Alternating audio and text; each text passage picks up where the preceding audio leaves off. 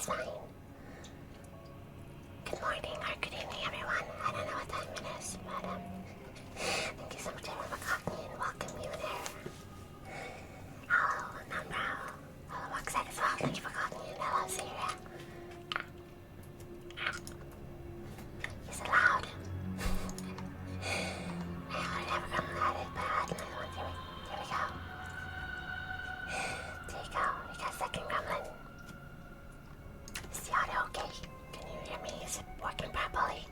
I can't hear myself anymore, so...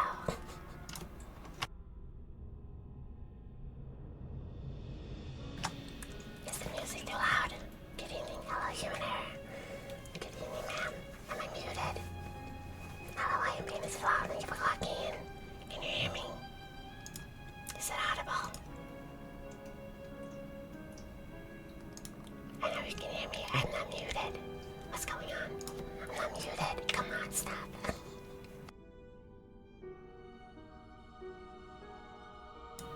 Hello, Flanaman. I'm doing pretty well, thank you. Don't make fun of me. You're being stupid. That's good. I'm happy it's working well. Hello. Gaslight Girl Boss. Works on your machine, yeah.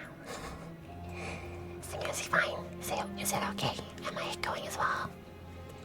I realized I was listening to my own microphone before. And that wasn't very good because I could hear myself echoing.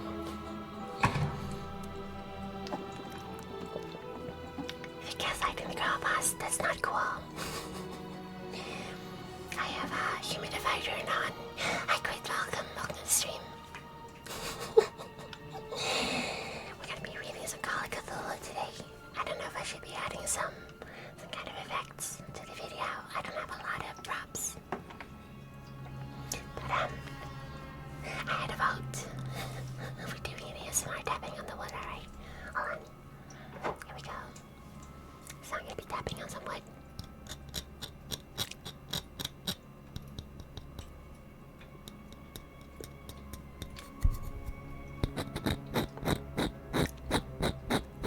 Can you feel how it crabs? I tapped that one. Yeah, probably. In an ASMR way, yeah, absolutely 100% ASMR. Totally legal. I can't hear. My wings are very sensitive. If you touch them, I will literally kill you. I will disembowel you and leave your remains to rot on the seafloor. Do not touch my wings. I promise I will kill you. So,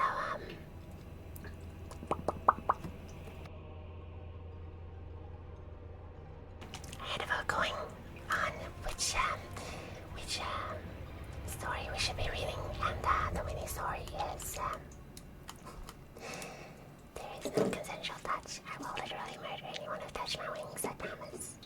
It will not happen. So, we're going to be reading the Call of Cthulhu by H.P. Lovecraft, which is about 12,000 words long. So it's pretty long. Might be the whole stream, honestly. And,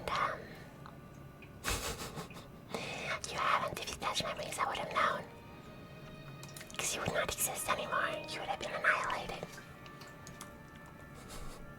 I have the ASMR redeems turned on, I think. So, Call of Cthulhu is like the only story I don't have that's in the book, because I had to read it on a computer.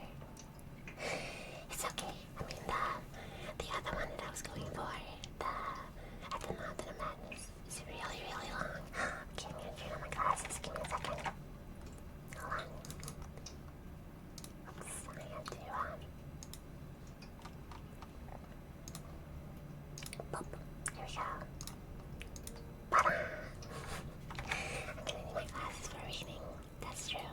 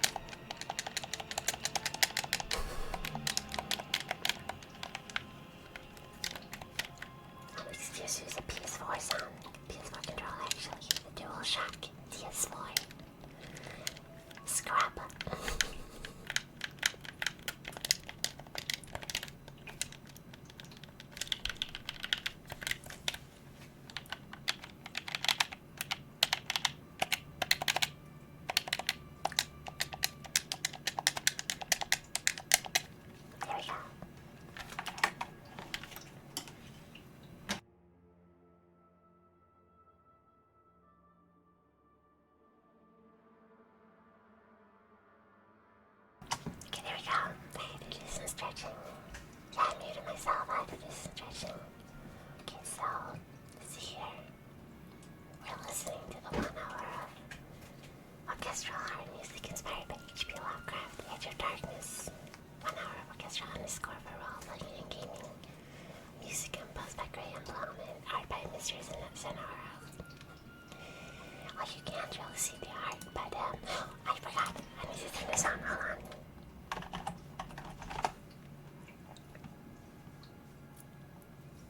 I had to get a night bond, and there we go. Pop. The machine. Alright, hold on.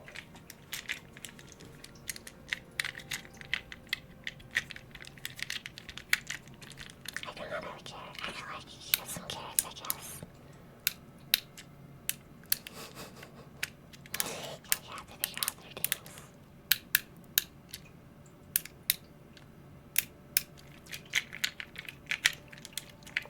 You don't want to know what the elephant is.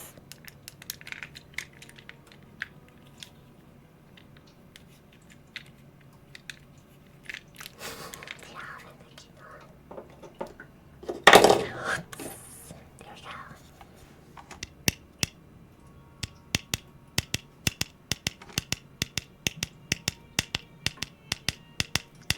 Blowing your nose. No, that would be weird and gross.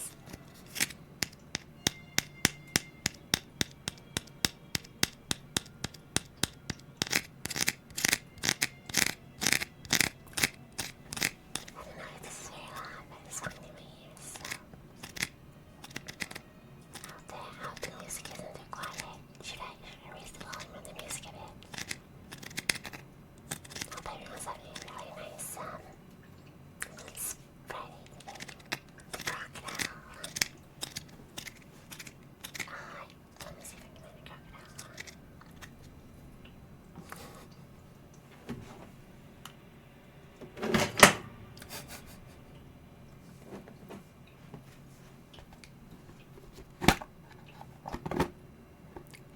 What's happening to your Conways? Getting a lot of their names going on.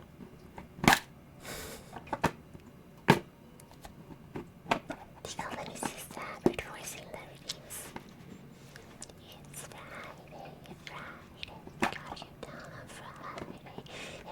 Everybody's looking forward to the week.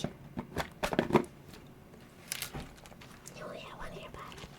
That's unfortunate because I'm talking in both of them.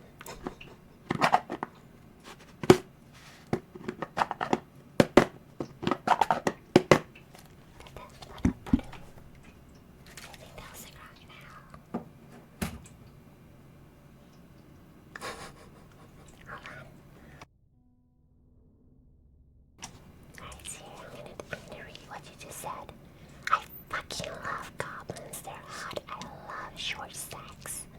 I fucking love goblins. They're hot. I love short stacks. They're very hot. Well, great to go. Can you hear me now when I'm talking in this headphone? I'm very sorry to hear you only have one. That's very unfortunate. But if you want me to, I can whisper into this ear as well.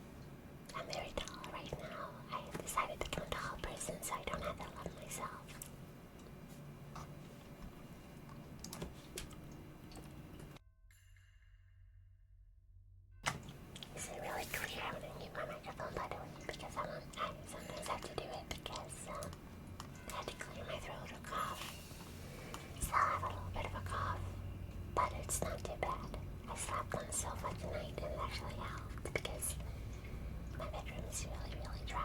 There's a lot of books in my bedroom. I'm gonna moisturize now with there. I'm drinking ginger lemon water.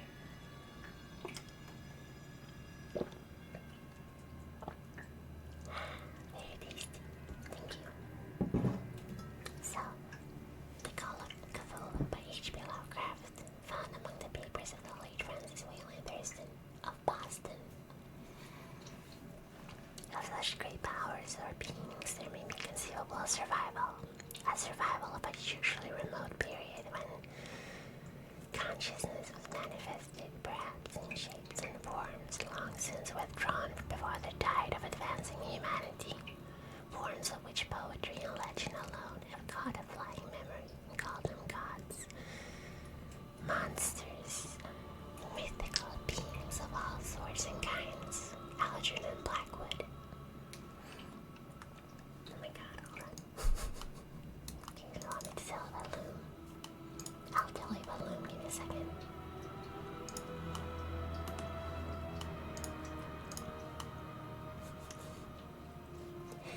Hold on, I have a bunch of bad rats stuff here. From the last stream. There's something with your tabs open, here we go. So, let's see here. I'm going to be telling you Loom Critical, even the latest masterpiece of fantasy storytelling from Lucasfilm's DMs by Moriarty DM. Why is an extraordinary adventure with an interface of magic, stunning high-resolution 3D landscapes, sophisticated score, and musical effects. Not to mention the detailed animations and special effects. Elegant point-and-click control of characters, objects, and magic spells. Beat the rush squatted by Loom TM today.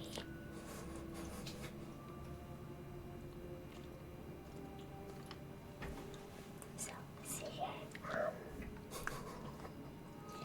gonna have to close White Girl Wednesday because the song's very based. So, the horror in clay, part 1. The most merciful thing in the world, I think, is the inability of the human mind to correlate all of its contents. We live on a placid island of ignorance in the midst of the black seas of infinity. Is the music too loud?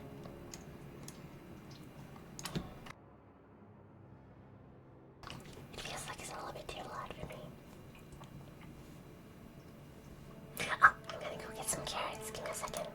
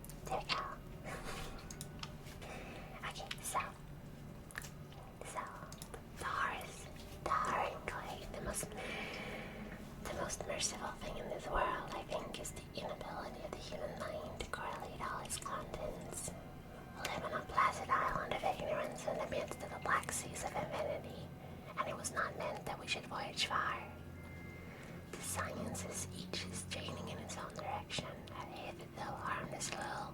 Hold on, I'm gonna take out the chat, put it over here. There we go. There we go. I'm a little nervous, so the sciences, each straining in its own direction, have hitherto harnessed little, but someday the piercing together of dissociated knowledge will open up such terrifying vistas of reality, and of our frightful possession therein, that we shall either go mad from the revelation, or flee from the deadly light into the peace and safety of a new dark age. Is it audible? Is it sound good? Because I'm a little worried that you can't hear what I'm reading. The Osophists have guessed at the awesome grandeur of the cosmic cycle wherein our world and human race form transient incidents. They have hinted at strange survivals in terms which would freeze the blood if not masked by a planned optimism.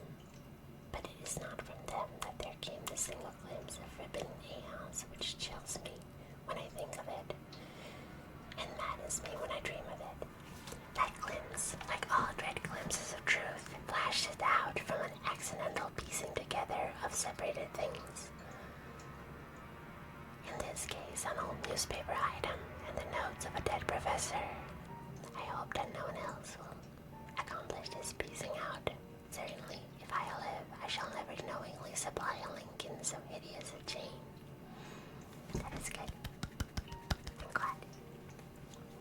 I think that the professor, too, intended to keep silent regarding the part he knew, and that he would have destroyed his notes had not sudden death seized him. My knowledge of the thing began in the winter of 1926 to 27, with the death of my grand-uncle George Camel Angel, Professor Emeritus of Semitic Languages in Brown University, Providence, Rhode Island. Professor Angel was widely known as an authority on ancient inscriptions, and had frequently been resorted to by the heads of the prominent museums. I say, welcome. So that his passing at the age of 92 may be recalled by many. Locally, interest was intensified by the obscurity of the cause of death.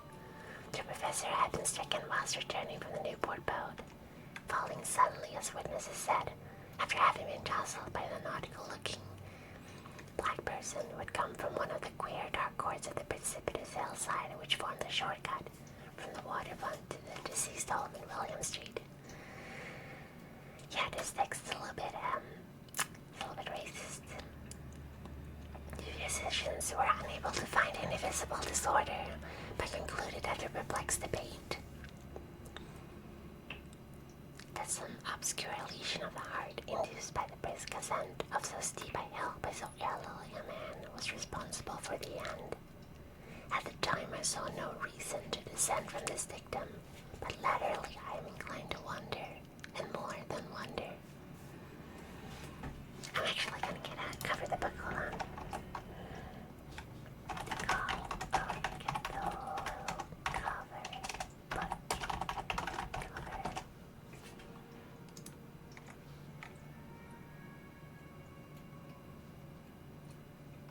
There's so many of them, hold on.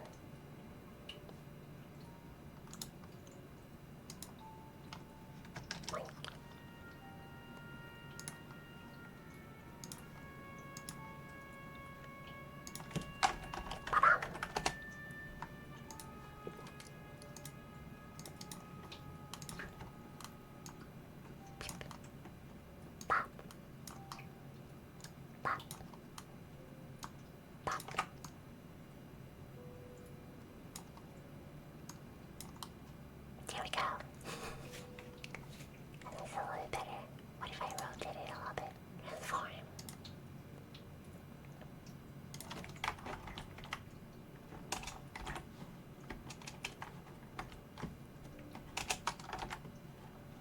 There we go. Have it a little bit rotated. Okay, so let's hear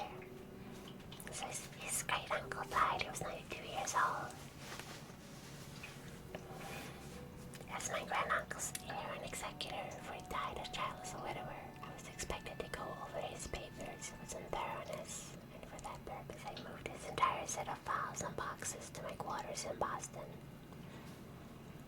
Boston. Much of the material which I correlated will be later published by the American Archaeological Society. But there was one box which I found exceedingly puzzling, and which I felt much averse from shewing to other eyes. Oh, hold on. There we go. I couldn't see the chat anymore. Other eyes, or was I? It had been locked, and I did not find the key till it occurred to me to examine the personal ring which the professor carried, always in his pocket. Then indeed, I succeeded in opening it, but when I did so, seemed only to be confronted by a greater and more closely locked barrier. For what could be the meaning of the queer clay bas-relief, and the disjointed jottings, ramblings, and cuttings which I found? And my uncle, in his later years, become credulous at the most superficial imposture. Thank you so much, Coda. Fuck Coda, I guess. That's your name. Thank you so much for the follow. Welcome to the Empire family. Hope you're doing well. Hope you're having a good Friday. Had my uncle in his later years become credulous at the most superficial impostures, I resolved to search out the latter. I resolved to search out the eccentric sculptor responsible for this apparent disturbance of an old man's peace of mind. Hello. The bas-relief was a rough rectangle less than an inch thick and about 5 by 6 inches in area, obviously of modern origin.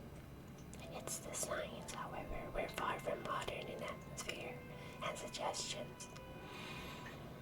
For although the vagaries of Cubism and Futurism are many and wild, they do not often reproduce that cryptic regularity which lurks in prehistoric writing.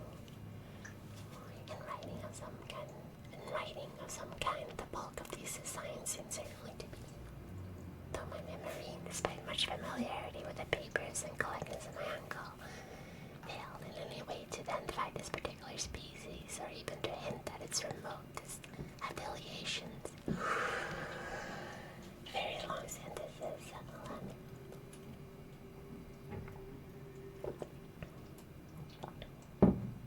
Above these apparent hieroglyphics was a figure of evidently pictorial intent, though its impressionistic execution forbade a very clear idea of its nature. It seemed to be some sort of monster, or a symbol representing a monster, or a form which only a deceased fancy could conceive.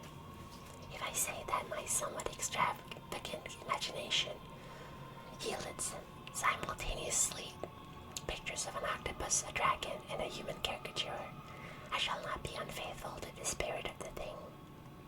A pulpy, tentacled head surmounted a grotesque and scaly body with rudimentary wings.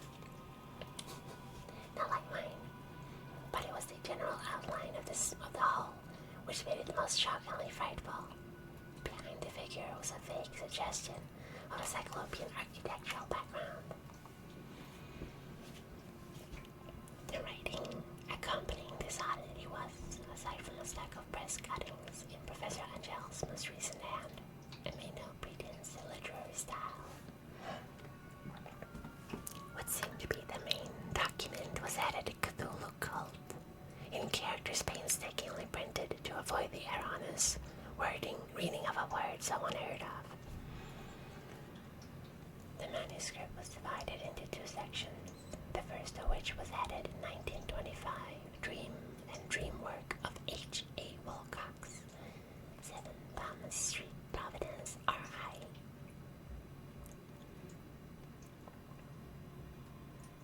And the second, Narrative of Inspector John R. Legrasse, 121 Bienville Street, New Orleans, LA, at 1908, AAS MTG.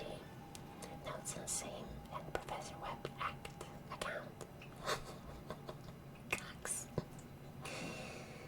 The other manuscript papers were all brief notes, some of them accounts of the queer dreams of different persons, some of them citations from theosophical books and magazines, notably W.S. Scott Eliot's Atlantis and the Lost Lemuria, and the rest comments on long-surviving secret societies and hidden cults, which references to passages in such mythological and anthropological source books as Fraser's Golden Bow and Miss Murray's Witch Cult in Western Europe. This is really fascinating stuff. The cuttings largely alluded to other mental illnesses and outbreaks of group folly or mania in the spring of 1925.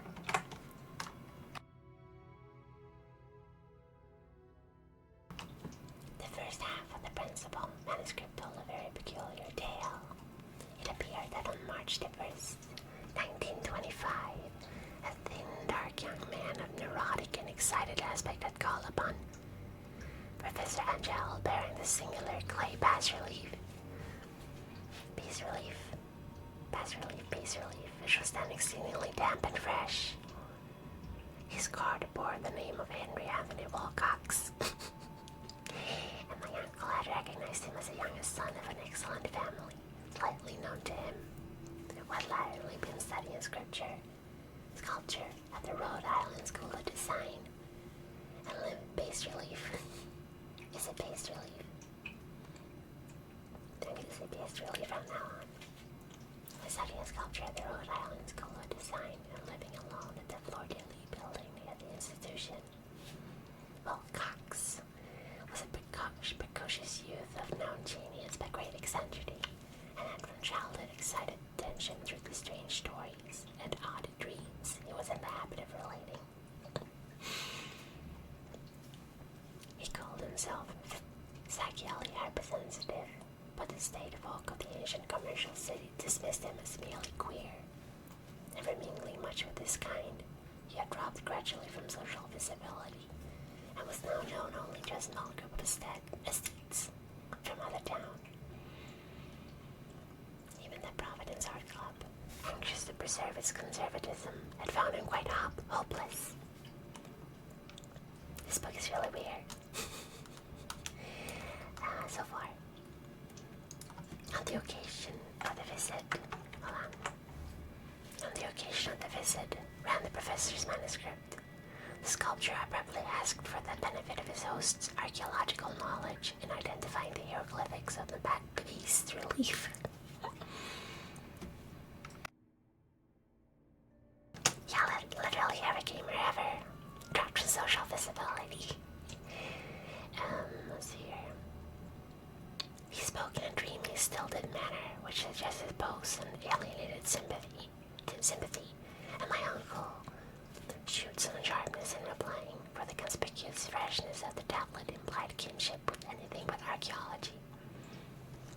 Young Wilcox's rejoinder, which impressed my uncle enough to make him recall and record it verbatim, was of a fantastically poetic cast, which must have been typified his whole conversation, and which I have since found highly characteristic of him. He said, "It is new indeed, for I made it last night in a dream of strange cities, and dreams are older than brooding Tyre, or the contemplative Sphinx, or garden girl at Babylon." It was then that he began the rambling tale which suddenly played upon his sleeping memory, and won the feverish interest of my uncle. There had been a slight earthquake tremor the night before, the most considerable felt in New England for some years. I say we shift welcome. Hope you're doing well. How's Mass Effect going for you? Yeah, I know I'm a gamer. I know, N7, I'm a gamer.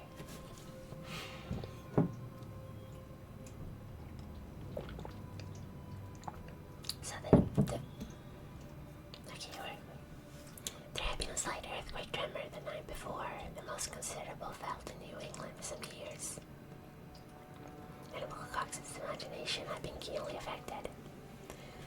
Upon retiring, he had an unprecedented dream of a great cyclopean cities of Titan blocks and sky-flung monoliths, all dripping with green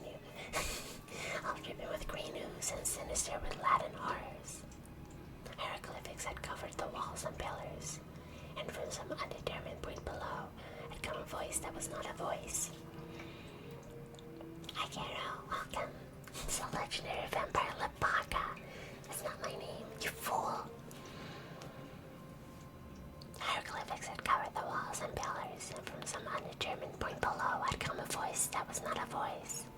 A chaotic sensation which only fancy could transmute into sound, but which he had attempted to render by the almost unpronounceable jumble of letters. Cthulhu Ftaken. Cthulhu Ftaken. This verbal jumble was the key to the recollection which excited and disturbed Professor Angel.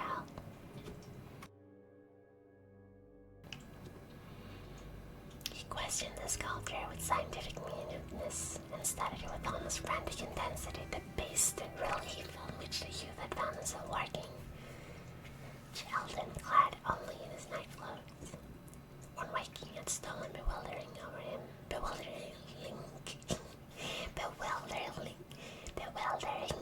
over him. I can summon whatever weird shit I want to. Yeah, Cthulhu Ftaken. My uncle blamed his old age, and Will Cox afterwards said, for his slowness in recognizing both the hieroglyphics and pictorial designs.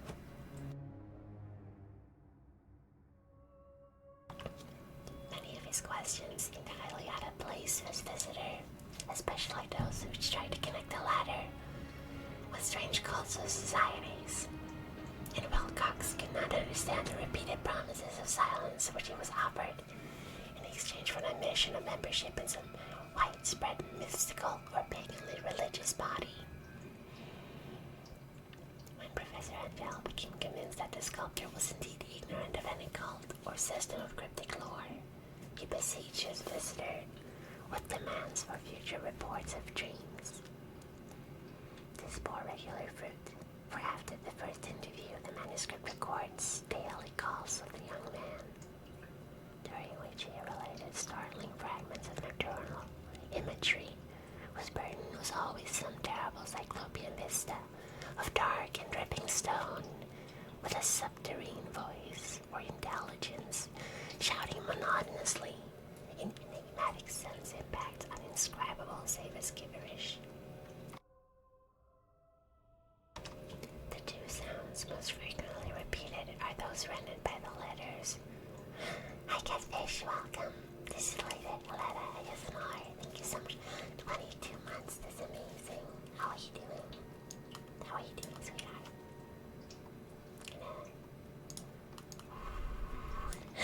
Johannes, hello. Yes, well, thank you. Don't hit yourself on all the eyes outside, it would be horrible. Welcome, both of you. Thank you so much for resubscribing. Where are we? There we go. Thank you so much. Let me look again. You see here? This bore regular fruit, for after the first interview, the manuscript records daily calls of a young man, during which he relates startling fragments of nocturnal imagery whose burden was always some terrible cyclopean vista of dark and dripping stone, with a subterranean voice or intelligence shouting monotonously in enigmatic sense impacts undescribable save as gibberish. The two sounds most frequently repeated are those rendered by the letters Cthulhu and R'lyeh. I don't know how to pronounce that. R'lyeh.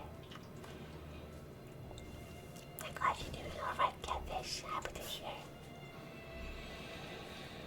On March the 23rd, the manuscript continued. Wilcox failed to appear, and inquiries at his quarters revealed that he had been stricken with an obscure sort of fever and taken to the home of his family in Waterman Street. He had cried out into the night, arousing several other artists in the buildings, and had manifested since then only alternations of unconsciousness and delirium. My uncle at once telephoned the family, and from that time forward kept close watch on the case, calling often as Street office of Dr. Toby, whom he learned to be in charge. The youth's febrile mind apparently was dwelling on strange things, and the doctor shuddered now and then as he spoke of them. They included not only a repetition of what he had formerly dreamed, but touched wildly on a gigantic thing miles high, which walked or lumbered about. He had no time fully to describe this object, but occasionally frantic words, as repeated by Dr. Toby, convinced the professor that it must be identical with the nameless monstrosity he had sought to depict in his dream sculpture. Reference to this object, the doctor added, was invariably a prelude to the young man's subsidence into lethargy. His temperature, oddly enough, was not greatly above normal, but his whole condition was otherwise such as to suggest true fever rather than mental disorder. Give me a second. I'm gonna drink some water.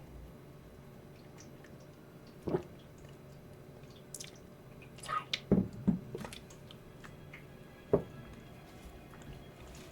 On April 2nd at about 3 p.m., every trace of Wilcox's malady suddenly ceased. He sat upright in bed, astonished to find himself at home and completely ignorant of what had happened in dream or reality since the night of March 22nd. Pronounced well by his physician, he returned to his quarters in 3 days, but to Professor Angel he was of no further assistance. All traces of strange dreamings had vanished with his recovery, and my uncle kept no record of his night thoughts after a week of pointless and irrelevant accounts of thoroughly usual visions. Kindness 86, Plain Guy, thank you so much for the follow. Welcome to the Vampire Family. I'm Alexander Buddy, I'm your trader, but I don't your Mrs. Activity, your Super Manila platform is Diva Dark Souls. Thank you for the follow. Have I heard of the Sunken City? I think it might be related to this, yeah. Really, the city of Cthulhu with non-Euclidean architecture. Euclidean architecture. I really want to rewatch True Detective. It's a really good show. It has references to the King in Yellow. It's a game I didn't know. I've only played the one where you are on an island.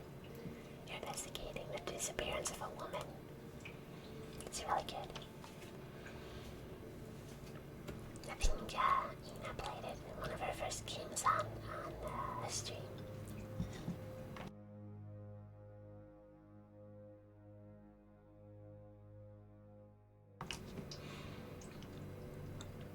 See here the first part of the manuscript ended, but references to certain other scattered notes give me much material for thought.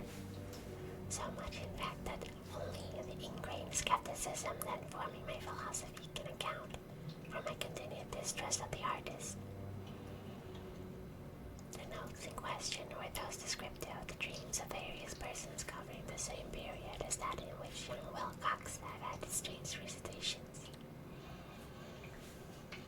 My uncle, it seems, had quickly instituted a prodigious far-flung body of inquiries amongst nearly all of his friends, whom he could question without impertinence, asking for nightly reports of their dreams, and the dates of any notable visions for some time past. The reception of his request seems to have been varied, but he must at the very least have received more responses than any ordinary man could have handled without a secretary. His original correspondence was not preserved, but his notes formed a thorough and really significant digest. Average people in society and business, New England's traditional salt of the earth, give an almost completely negative result. Those scattered cases of uneasy but formless nocturnal impressions appeared here and there. Always between March the 23rd and April 2nd, the period of young Wilcox's delirium.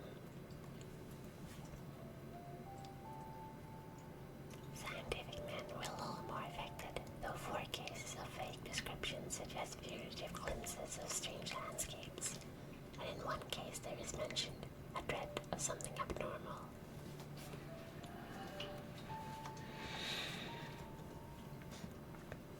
It was from the artists and poets that the pertinent answers came, and I know the panic would have broken loose had they been able to compare notes. As it was, lacking their original letters, I have suspected the compiler of having asked leading questions, or of having edited the correspondence in corroboration of what he had lately resolved to see.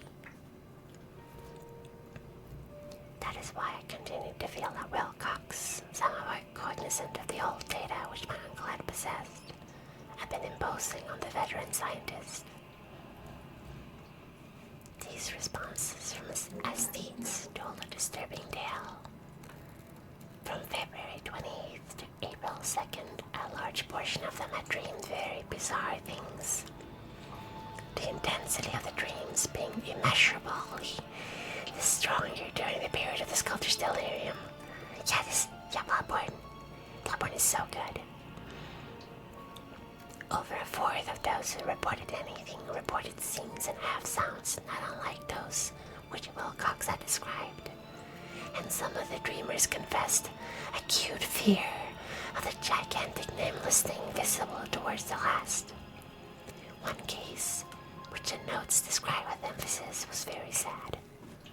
The subject, a widely known architect with leanings towards theosophy and occultism, went violently insane on the date of young Wilcox's seizure, and expired several months later after incessant screamings to be saved from some escaped denizens of hell. And my uncle referred to these cases by name. It's only $8 is good. And my uncle referred to these cases by name instead of merely by number. I should have attempted some corroboration and personal investigation. But as it was, I succeeded in tracing down only a few. All of these, however, bore out the notes in full. I have often wondered if all the objects of the professor's questions felt as puzzled as did this fraction. It is well that no explanation shall ever reach them.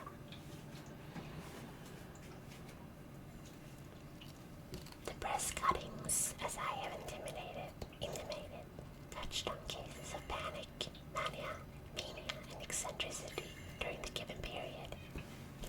Professor Angel must have employed a cutting bureau, for the number of extracts was tremendous, and the sources scattered throughout the globe.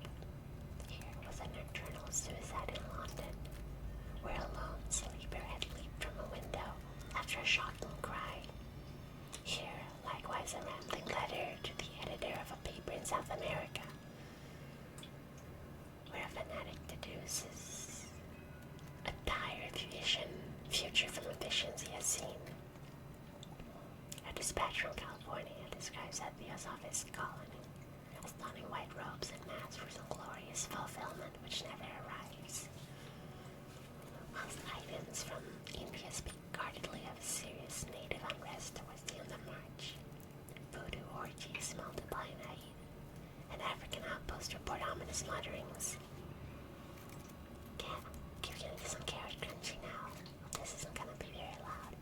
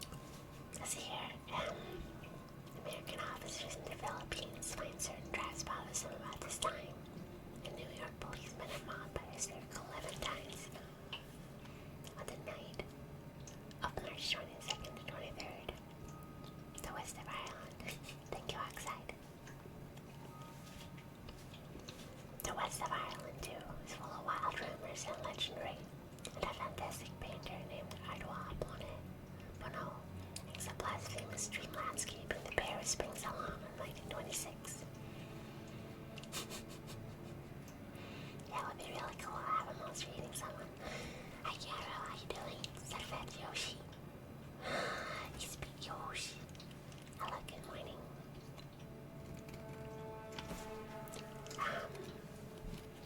And so numerous are the recorded troubles in insane asylums that only a miracle can have stopped the medical fraternity from noting strange parallelisms and drawing mystified conclusions.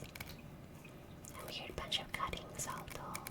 I can, at this date, scarcely envisage the callous rationalism with which I set them aside. As a very heavy chunker, I love Fat Yoshi. Since Super Mario RPG was the first time it appears, I think. A weird bunch of cuttings all told, and I can at this date scarcely envisage the callous rationalism with which I set them aside. But I was then convinced that young Wilcox had known of the older matters mentioned by Professor. So that is the first part of the story.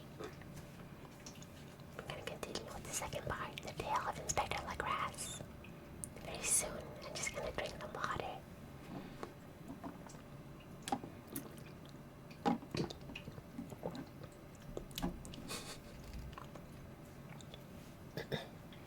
The older matters which had made the sculptor's dream and bad-paced relief so significant to my uncle formed the subject of the second half of his long manuscript. Legrasse, yes, and Wilcox. It appeared, once before it appeared, Professor Angel had seen the hellish outlines of the nameless monstrosity, puzzled over the unknown hieroglyphs, and heard the ominous syllables which can be rendered only as Cthulhu. And all this in so stirring and horrible a connection. This connection with an X, by the way, connection, that it is so small wonder he pursues young Wilcox with queries and demands for data.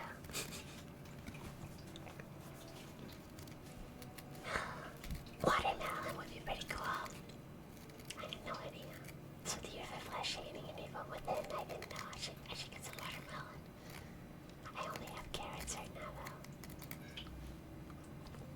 I'm gonna have some bread and silver tomorrow, and if you see some gonna make some oven-baked vegetables.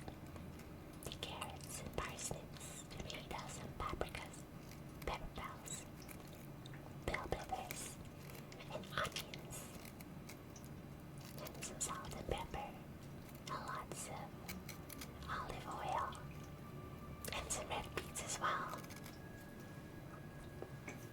I'm not gonna eat the whole cake, I need to lose some weight. I've been gaining weight this entire winter.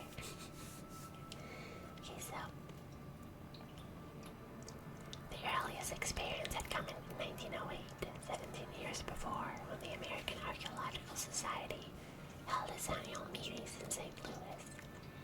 Professor Angel, as befitted one of his authority and attainments, had had a prominent part in all deliberations, and was one of the first to be approached by the several outsiders.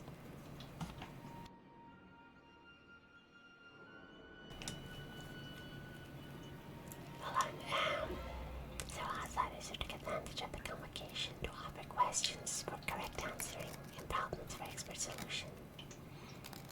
I'll put the video of the cat making animal within sound effects in my Discord. I'm gonna watch. The chief of these outsiders, and in a short time the focus of interest for the entire meeting, was a commonplace-looking middle-aged man who had traveled all the way from New Orleans for certain special information unobtainable from any local source. His name was John Raymond Legrasse, and he was by profession an inspector of police. It was part of the federal body inspectors. With him he bore the subject of his visit, a grotesque, repulsive, and apparently very ancient stone statuette, whose origin he was at a loss to determine. It must not be fancied that Inspector Legrasse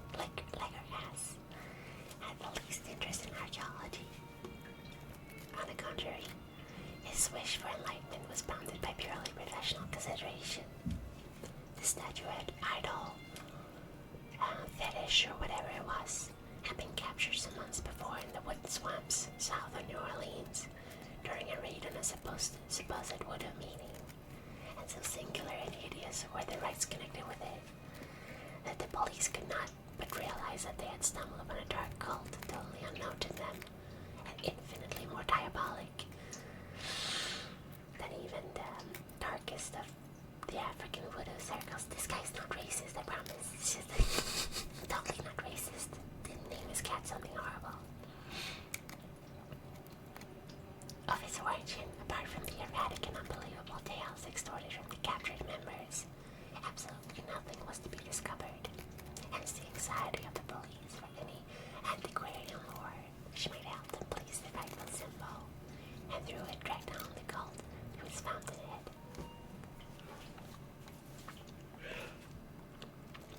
Inspector Legarass was so scarcely prepared for the sensation which his offering created.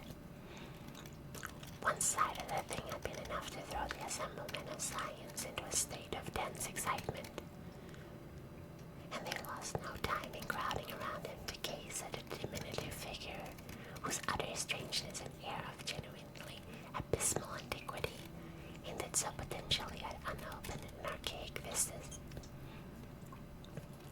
No recognized school of sculpture had animated this terrible object, yet centuries and even thousands of years seemed recorded in its dim and greenish surface of unplaceable stone. The figure, which was finally passed slowly from hand to hand for close and careful study, was between 7 and 8 inches in height, and of exquisitely artistic workmanship. It represented a monster of vaguely arthropoid outline, both an octopus-like head whose face was a mass of feelers, a scaly, rubbery-looking body, prodigious claws on hind and forefeet, and long, narrow wings behind. This thing, which seemed instinct with the figures of an unnaturally malignancy, was of some bloated corpulence, and squatted evilly on a rectangular block. How do you squat evilly? On a rectangular block or pedestal covered with undecipherable characters. The tips of the wings touched on the back edge of the block. The seat occupied the center, whilst the long curved claws of the doubled up, crouching hind legs gripped that front edge and extended a quarter of the way down towards the bottom of the pedestal. The cephalopod head was bent forward so that the ends of the facial feelers brushed the backs of huge forepaws, which forepaws, more like 5 paws, which clasped the croucher's elevated knees. The aspect of the whole was abnormally lifelike, and the more subtly fearful because its source was so totally unknown. Its vast, awesome, and incalculable age was unmistakable. He just broke a part of a carrot. Right. And not one link did it show with any known type of art belonging to civilization's youth, or indeed to any other time. Totally separate and apart, its very material was a mystery, for this soapy greenish black stone with its golden and iridescent flecks and striations resembled nothing familiar to geology or mineralogy. The characters along the base were equally baffling, and no member present, despite a representation of half the world's experts learning in this field, could form the least notion or of even their remotest linguistic kinship. They, like the subject and material, belonged to something horribly remote and distinct from mankind as we know it. Something frightfully suggestive of old and unhallowed cycles of life in which our world and our conceptions have no part. And yet, as the members severely shook their heads and confessed defeat at the inspector's problems, I have a bunch of carrots on my hands. Hold on.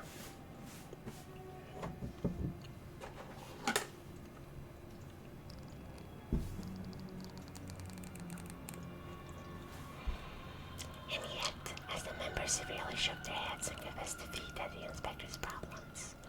There was one man in that gathering who suspected a touch of bizarre familiarity in the moss-shapen writing, and who presently told with some diffidence of the odd rival he knew.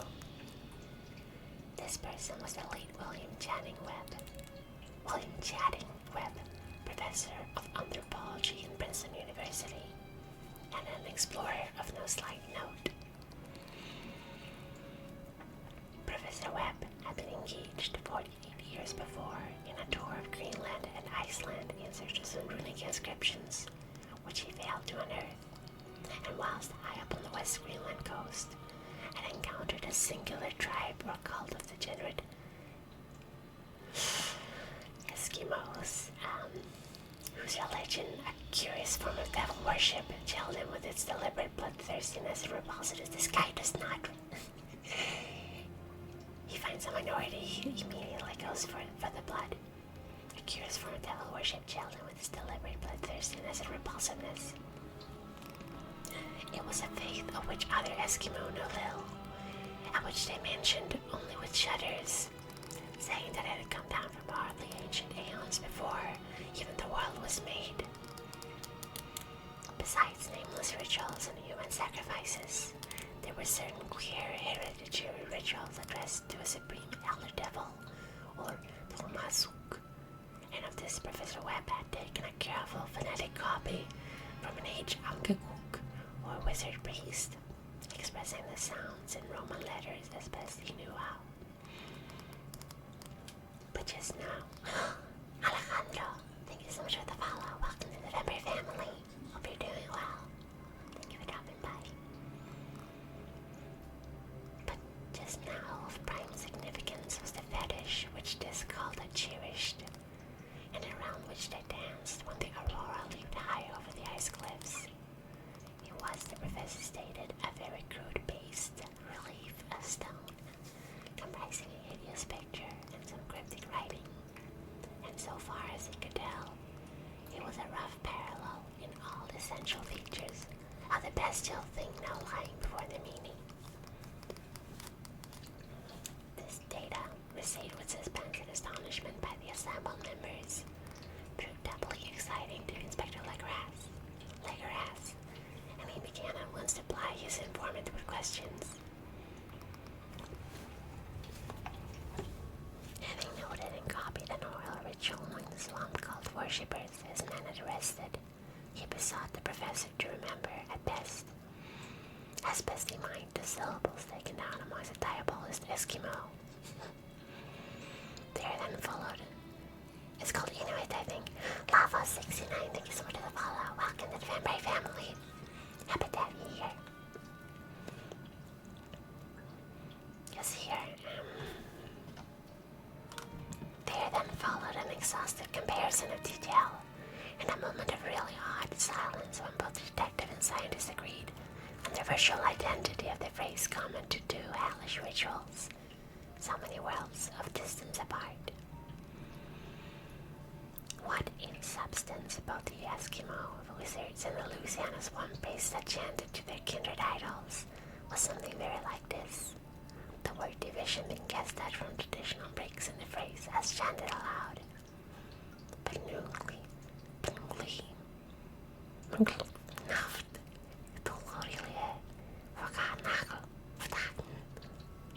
Legras at one point in advance of Professor Webb, for several among his mongrel prisoners had repeated to him what older celebrants had told them the word means.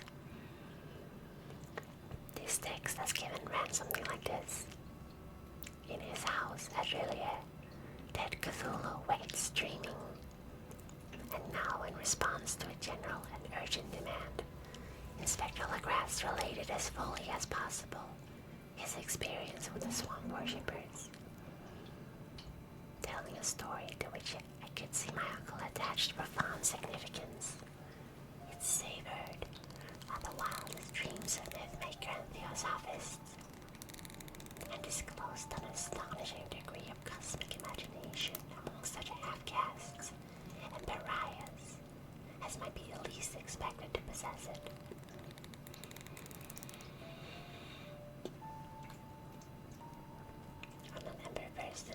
1907, there had come to the New Orleans police a frantic summon. Have I seen a little cat, Cthulhu? I do not. Sounds very cute. On November 1st, 1907, there had come to the New Orleans police a frantic summons from the swamp and lagoon country to the south. The squatters there, most primitive but good-natured descendants of Lafitte's men, were in a grip of stark terror from an unknown thing which had stolen upon them in the night. It was voodoo, apparently, but voodoo of a more terrible sort than they had ever known, and some of their women and children had disappeared since the malevolent tom-tom had begun its incessant beating far within the black-haunted woods, where no dwellers ventured. There were insane shouts and harrowing screams, soul-chilling chants and dancing devil flames, and so frightened messengers at it that people could stand it no more.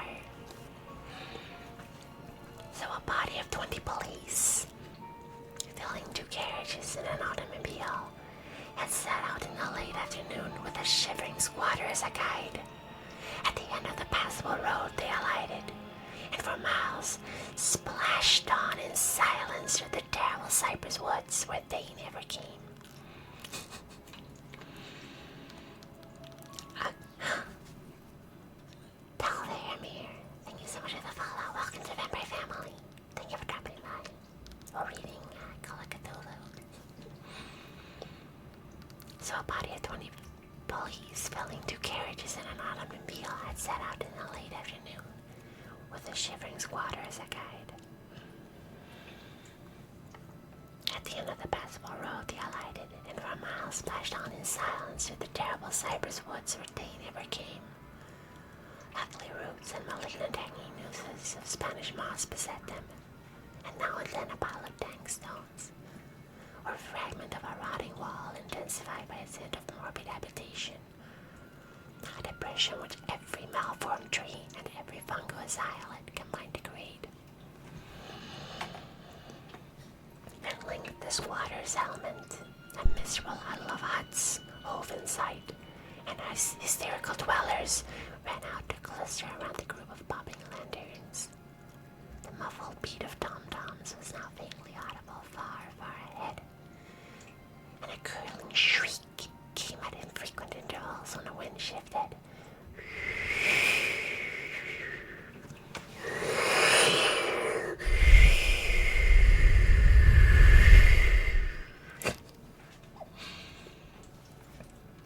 A reddish glare, too, seemed to filter through the pale undergrowth beyond endless avenues of horse nights. Reluctant even to be left alone again, each one of the cow squatters refused point blank to advance another inch towards the scene of unholy worship. So Inspector Legras and his 19 colleagues plunged on, unguided into black arcades of horror that none of them had ever trod before.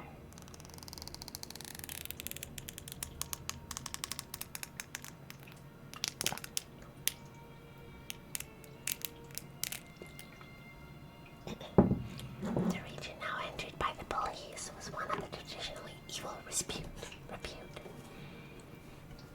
substantially unknown and untraversed by white men.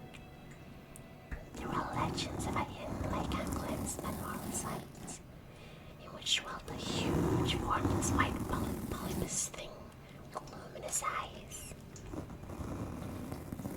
And squatters whispered that bat-winged devils flew up out of caverns in the inner earth to worship it at midnight. They said it had been there before D'Ilberville, before La Salle, Versailles, before the Indians, and before even the wholesome beasts and birds of the woods. It was a nightmare itself, and to see it was to die.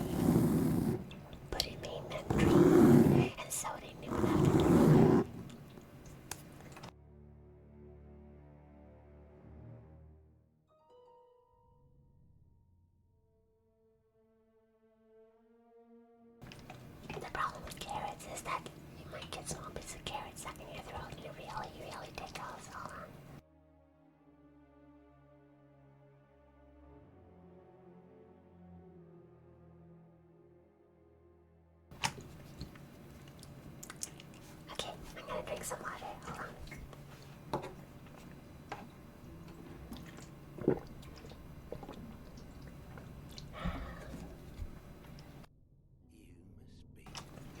Tori, thank you so much for the follow. Welcome to the Vampire Family. I'm Lasagna. Happy to have you here. Lasagna party en avec the peloton. Or anything they call Cthulhu. This here. The present voodoo orgy was the nearest fringe of the support area. But that location, hold on, still got a cough.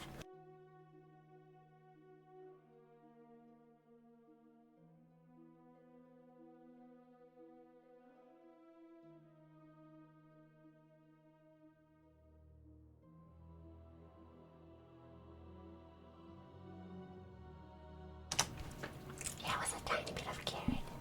Sorry, tickled my throat. Here we go. But it made me dream, and so they knew enough to keep away. The person voodoo orgy was indeed one on the nearest fringe of the support area. That location was bad enough. Hence, perhaps, the very place of the worship had terrified the squatters more than the shocking sounds and incidents.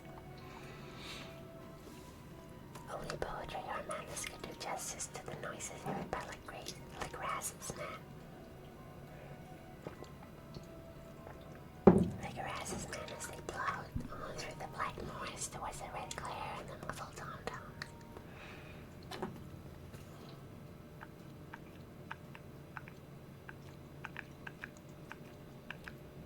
I keep losing where I am. There are vocal qualities peculiar to men.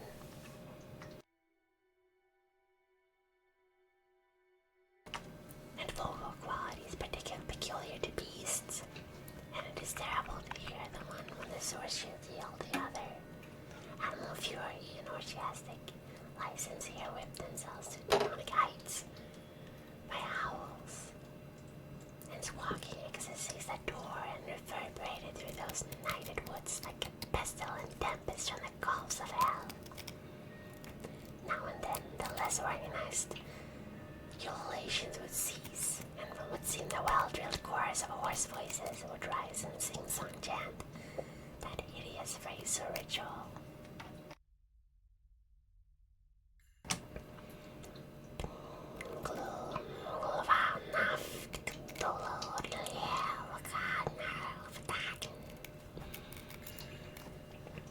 Then the men, they reached a spot where the trees were thinner, came suddenly in sight of the spectacle itself. 4 of them reeled, 1 fainted, and 2 were shaken in their frantic cry, which the mad cacophony of the orgy fortunately deadened. The grass dashed swamp waters on the face of a fainting man, and all stood trembling and nearly hypnotized with horror.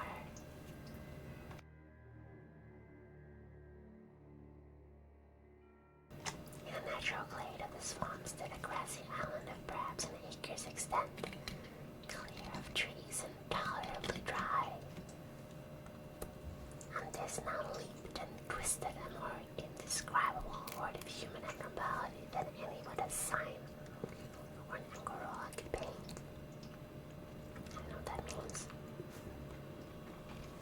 Void of clothing, this hybrid spawn were braying, bellowing, and writhing about a mouse's ring-shaped bonfire, in the center of which, revealed by occasional rifts in the curtain of flame, stood a great granite monolith some 8 feet in height, on top of which, incongruous with its diminutiveness, rested a noxious carved statuette. From a wide circle of 10 scaffolds set up at irregular intervals, with the flame-geared monolith as a center on, and downwards the oddly marred bodies of the helpless waters who had disappeared. It was inside this circle that the ring of worshippers jumped and roared, the general direction of the mass motion being from left to right, in endless bacchanal between the ring of bodies and the ring of fire. It may have been only imagination, and it may have been only echoes which induced one of the men, an excitable Spaniard, to fancy he heard and responses to the ritual from some far and unilluminated spot deeper within the wood of ancient legendary and horror. This man, Joseph de Calvis, I later met and questioned, and he proved distractingly imaginative. He indeed went so far as to hint of the faint beating of great wings, and of a glimmer of shining eyes, and a mountainous white bulk beyond the remotest trees. But I suppose he had been hearing too much native superstition. Actually, the horrified boss of the men was of comparatively brief duration. Duty came first, and although there must have been nearly 100 mongrel celebrants in the throng, the police relied on their firearms and plunged determinedly into the nauseous road. For 5 minutes, the resultant din and chaos were beyond description. Wild blows were struck, shots were fired, and escapes were made. But in the end, Legras was able to count some 47 sullen prisoners, whom he forced to dress in haste and followed the line between 2 rows of policemen. 5 of the worshippers lay dead, and 2 severely wounded ones were carried away on improvised stretchers by their fellow prisoners. The image of the monolith, of course, was carefully removed and carried back by Legras.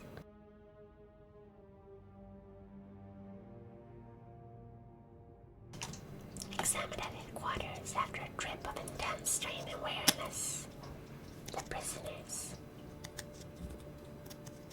all proved to be men of a very low, mixed-blooded and mentally aberrant type.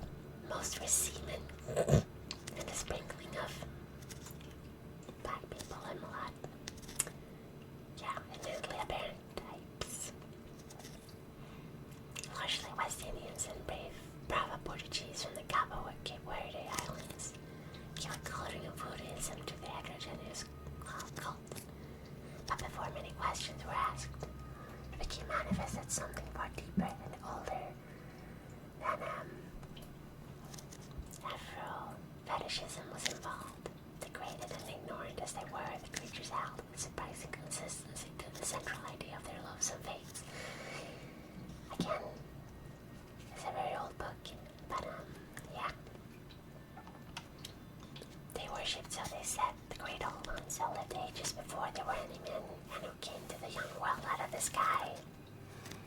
Those old ones were gone now, inside the earth and under the sea, but their dead bodies had told their secrets and dreams to the first men who formed a cult which had never died. This was the cult, and the prisoners said it had always existed and always would exist, hidden in distant wastes and dark places all over the world, until the time when the great beast Cthulhu, from his dark house in the mighty city of Lilia under the waters, should rise and bring the earth again beneath his weight. Someday he would call when the stars are ready, and his sacred cult would always be waiting to liberate him. Meanwhile, no more must be told. There was a secret which even torture could not extract. Mankind was not absolutely alone among the conscious things of Earth, for shapes came out of the dark to visit the faithful few. But these were not the great old ones. No man had ever seen the old ones. The carven idol was the great Cthulhu, but none might say whether or not the others were precisely like him. No one could read the old writings now, but things were told by word of mouth. The chanted ritual was not a secret. That was never spoken aloud, only whispered. The chant meant only this. In his house at Lilia, dead Cthulhu waits dreaming. Only 2 of the prisoners were found sane enough to be hanged, and the rest were committed to various institutions. All denied a part in the ritual murders, and averred that the killing had been done by black-winged ones, which had come to them from their immemorial meeting place in the haunted wood. But of those mysterious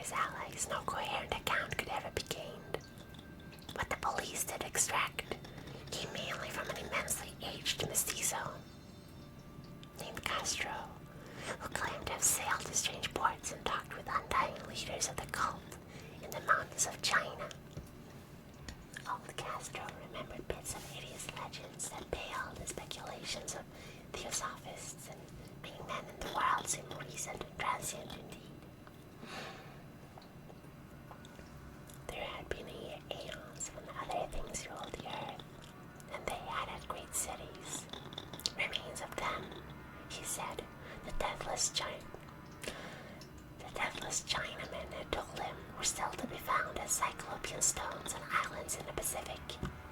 They all died of vast epochs of time before the men came, but there were arts which could revive them when the stars had come around again to their right positions in the cycle of eternity. They had indeed come themselves from the stars and brought their images with them.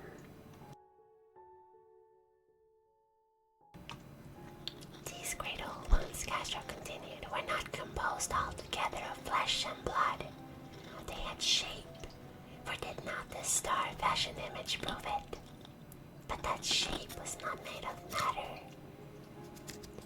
When the stars are right, they could plunge from world to world through the sky. But when the stars were wrong, they could not live. But although they no longer lived, they would never really die. They all lay in stone houses in their great city of Relay, preserved by the spells of mighty Cthulhu for a glorious resurrection when the stars and the earth might once more be ready for them. But at that time some force from outside must serve to liberate their bodies. The spells that preserved them intact likewise prevented them from making an initial move, and they could only lie awake in the dark and think whilst uncounted millions of years rolled by. They knew all that was occurring in the universe, but their mode of speech was transmitted thought. Even now they talked in their tombs, when after infinites of chaos, the first men came. The great old ones spoke to the sensitive among them by molding their dreams, for only thus could their language reach the fleshly minds of mammals. Then whispered Castro, those first men formed a cult around small idols, which the great ones shewed them. Idols brought in dim areas from dark stars. That cult would never die till the stars came right again, and the secret priests would take great Cthulhu from his tomb to revive his subjects and resume his rule of earth. The time would be easy to know, for then mankind would have become as the great old ones, free and wild beyond good and evil, with laws and morals thrown aside, and all men shouting and killing and reveling in joy. Then the liberated old ones would teach them new ways to shout and kill and revel and enjoy themselves, and this would come to be known as Fortnite. And all the earth would flame with a holocaust of ecstasy and freedom. Meanwhile, the cult, by appropriate rites, must keep alive the memory of those ancient ways and shadow forth the prophecy of their return.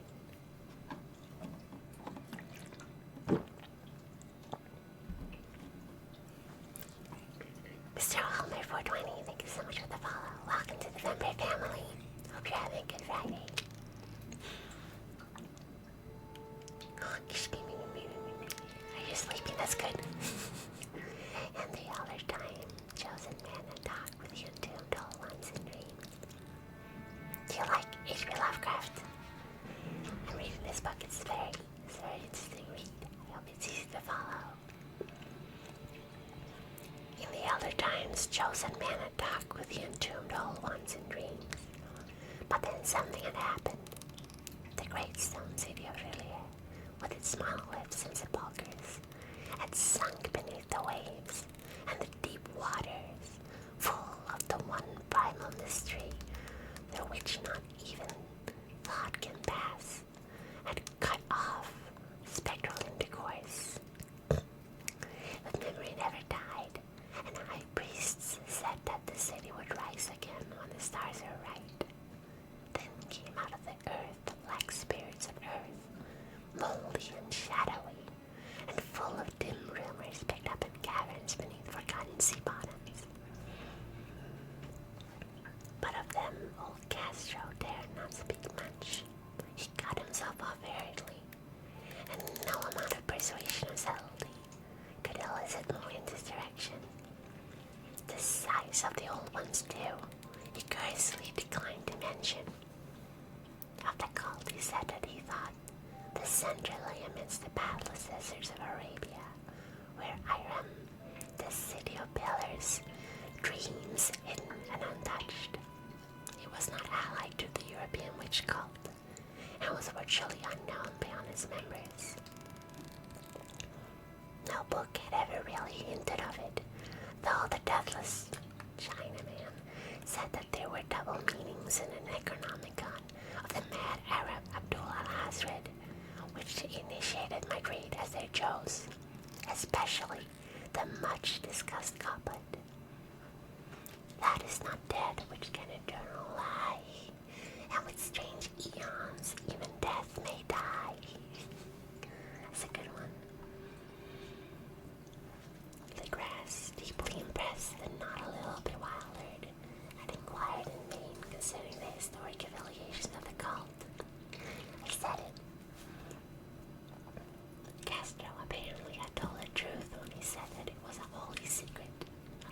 It was a holy secret. Not holy, but holy. The authorities at the Tulane University could shed no light upon either cult or image. And now that the detective had come to the highest authorities in the country and met with no more than the Greenland tale of Professor Webb, the feverish interest aroused at the meetings by Legras's tale, corroborated as it was by the statuette, is echoed in the subsequent correspondence of those who attended.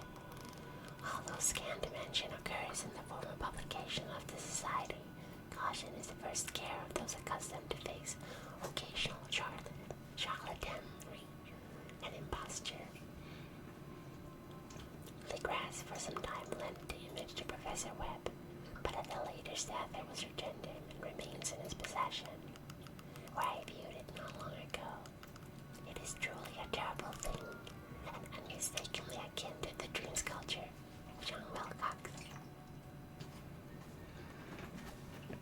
That my uncle was excited by the tale of the sculptor, I did not wonder, for what thoughts must arise upon hearing, after a knowledge of what Legras had learned of the cult, of a sensitive young man who had dreamed not only the figure and the exact hieroglyphics of the swamp-found image in the Greenland Devil tablet, but had come in his dreams upon at least 3 of the precise words of the formula uttered alike by the Inuit Diabolists and mongrel Louisianians. Professor Angel's instant start on an investigation of the utmost thoroughness was eminently natural, though I privately suspected young Wilcox of having heard of the cult in some indirect way, and of having invented a series of dreams to heighten and continue the mystery at my uncle's expense.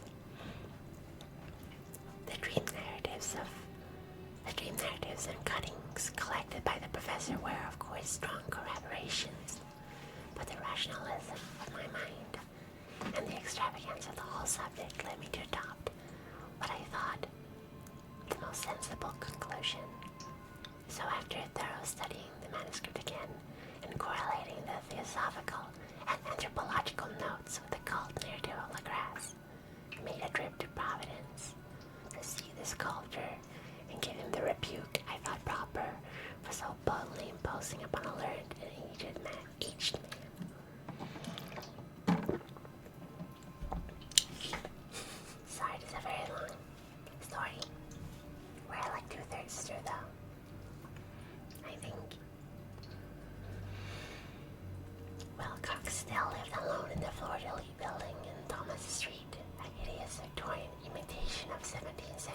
Breton architecture, which flaunts its stuccoed front amidst the lovely colonial houses on the ancient hill. And under the very shadow of the finest Georgian steeple in America. I found him at work in his rooms, and the ones conceded from the specimens scattered about that his genius is indeed profound and authentic. He will, I believe, sometime be heard from as one of the great decadents, for he has crystallized in clay and will one day mirror in marble those nightmares and fantasies which Arthur Machen evokes in prose, and Clark Ashton Smith makes visible in verse and painting.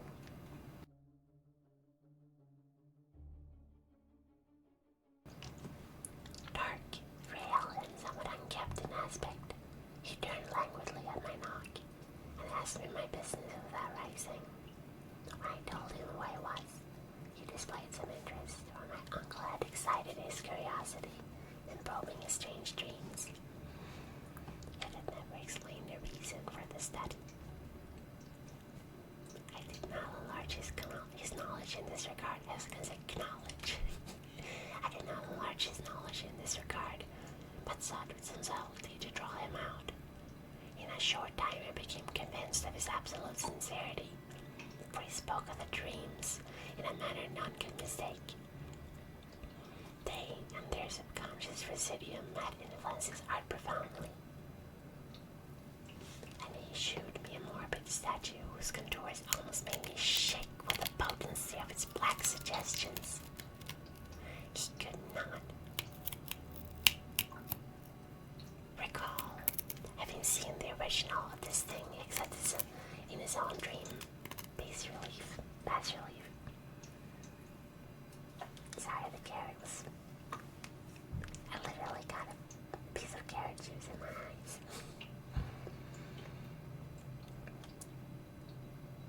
Cannot recall having seen the original. Hold on. Cannot recall having seen the original of this thing, except in his own dreams. Bas relief. But the outlines had formed themselves insensibly under his hands. It was no doubt the giant shape he had raved of in delirium. It's everywhere. I'm sorry. I'll leave the carrot alone. Hi, Andrew. How you doing? Welcome. The extra triggers are a really nice addition, I think. Yeah, I'm running my nail on us. Okay, hold on. Carrots. Nails.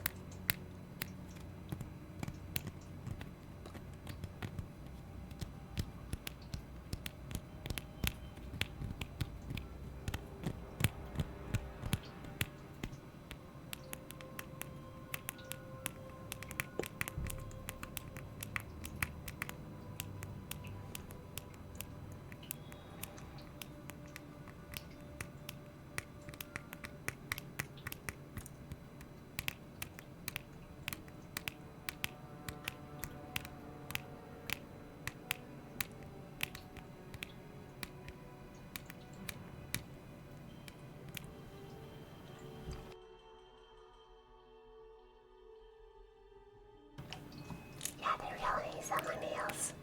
I'm clicking them against each other. I'm glad you like it. I hope that's okay. It's basically pressing nails against each other. And nails, like some of my fingernails.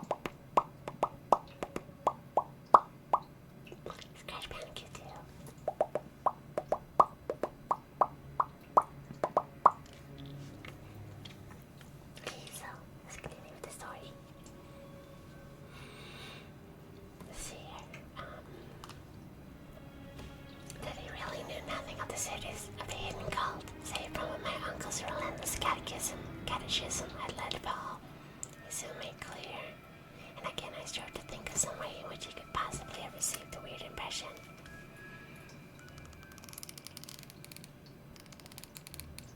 Hold on, I think I have something in here.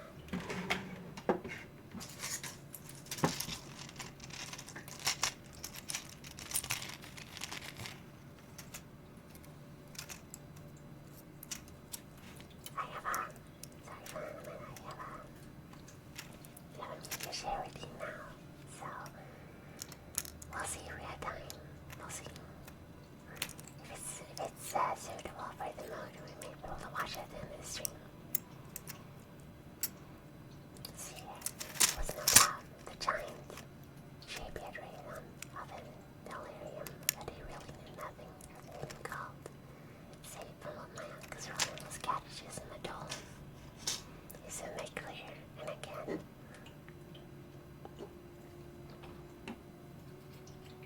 I strove to think of some way in which I could possibly have received the weird impression.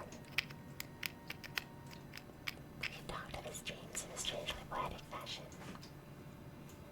making me see with terrible vividness the damn cyclopean city of slimy greenstone, whose geometry Holly said was all wrong, and here with frightening expectancy this ceaseless half-mental calling from underground. Cthulhu Dagon. These words had formed part of that dread ritual which told of dead Cthulhu's dream vigil in his stone-walled atelier, and I felt deeply moved despite my rational beliefs. The wood creaking on, you mean, this one? This one? Or this one? The first one is my goal. Is it?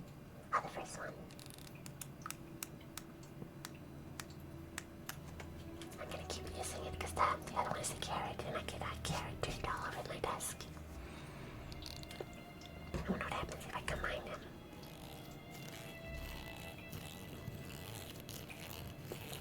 I'm combing my carrot.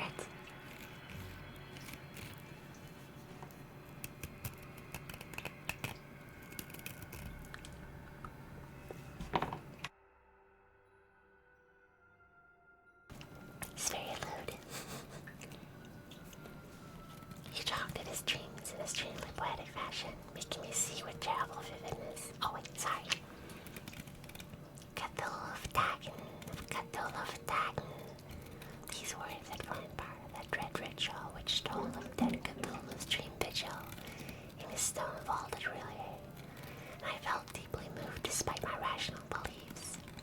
Wilcox, I was sure, had heard of the cult in some casual way, and had soon forgotten it amidst the mass of his equally weird readings and imagination. Later, by virtue of its sheer impressiveness, it had found subconscious expression in dreams, in the paste relief, and in the terrible statue I now beheld, so that his imposture upon my uncle had been a very innocent one. The youth was of a type at once slightly affected and slightly ill-mannered, which I could never like, but I was willing enough now to admit both his genius and his honesty. I took a leave of him amicably and wished him all the success of his talent promises. All the success his talent promises. The matter of the cult still remained to fascinate me, and at times I had visions of personal fame from researches into its origins and connections. He writes connections with an X, very special.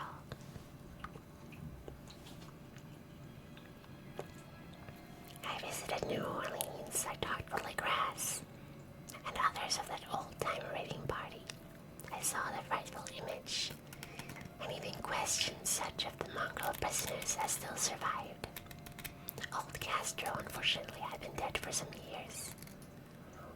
What I now heard so graphically at first hand, though it was really no more than a detailed confirmation of what my uncle had written, excited me afresh. For I felt sure that I was on the track of a very real, very secret, and very ancient religion, whose discovery would make me an anthropologist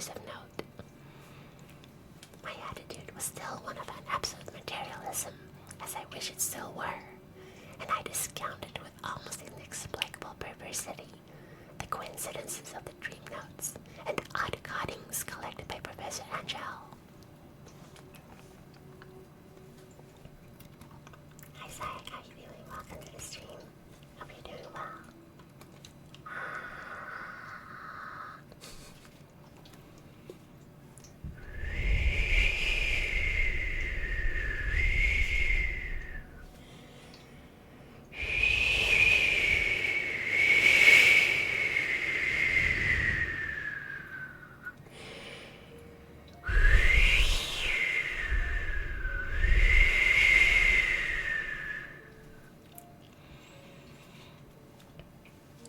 One thing I began to suspect, which I now fear I know, is that my uncle's death was far from natural. He fell on a narrow hill street leading up from an ancient waterfront, swarming with foreign mongrels. After a careful push from a sailor, I did not forget the mixed blood and marine pursuits of the cult members in Louisiana, and would not be surprised to learn of secret methods and poison needles as ruthless and as anciently known as the cryptic rites and beliefs. Legras and his men, it is true, I've been let alone. But in Norway, a certain seaman, who saw things as dead, might not the deeper inquiries of my uncle after encountering the sculptor's data have come to his sinister ears. I think Professor Angel died because he knew too much, or because he was likely to learn too much. Whether I shall go as he did remains to be seen, for I have learned much now. That's part 2. We're gonna move on to part 3, the madness from the sea, very soon. Just gonna find something on YouTube.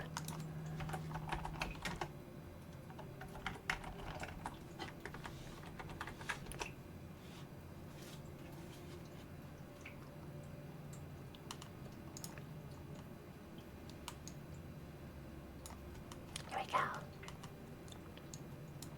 There's some rain as well. I'm gonna get the story up again. Is it too much? Is it okay? Is that okay? Oh, we can do the comb now, okay? Hold on. You can hear this a lot, but...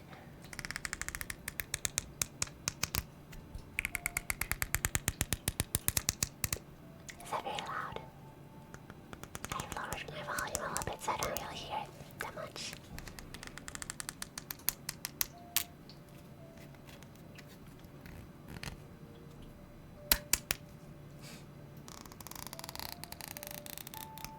That's good.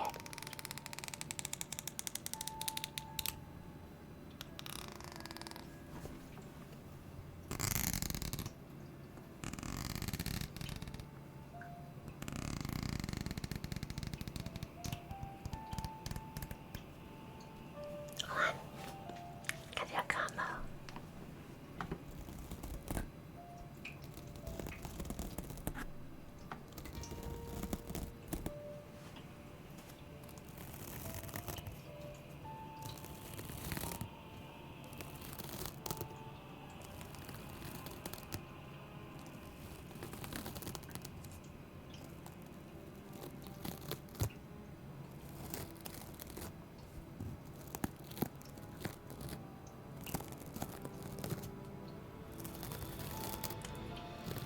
There you go.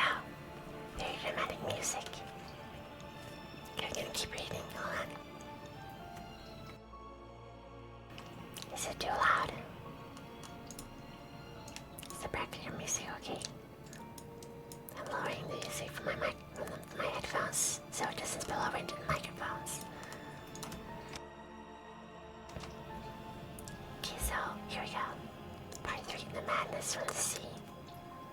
If the heavens ever wish to grant me a boon, it will be a dull facing of the results of a mere chance which fixed my eye on a certain stray piece of shelf paper. It was nothing on which I would naturally have stumbled in the course of my daily routine, for it was an old number of an Australian journal, the Sydney Bulletin for April 18, 1925. It had escaped even the Cutting Bureau, which had at the time of its issuance been avidly collecting material from my uncle's research. So, hold on. There we go. I had largely given over my inquiries into what Professor Angeld called a Cthulhu cult, and was visiting a learned friend in Paterson, New Jersey, the curator of a local museum and a mineralogist, I don't know how to pronounce that, of note, examining one day the reserved specimens roughly set out on their storage shelves in a rear room of the museum. My eyes was caught by an odd picture in one of the old papers spread beneath the stones. It was the Sydney Bulletin I had mentioned.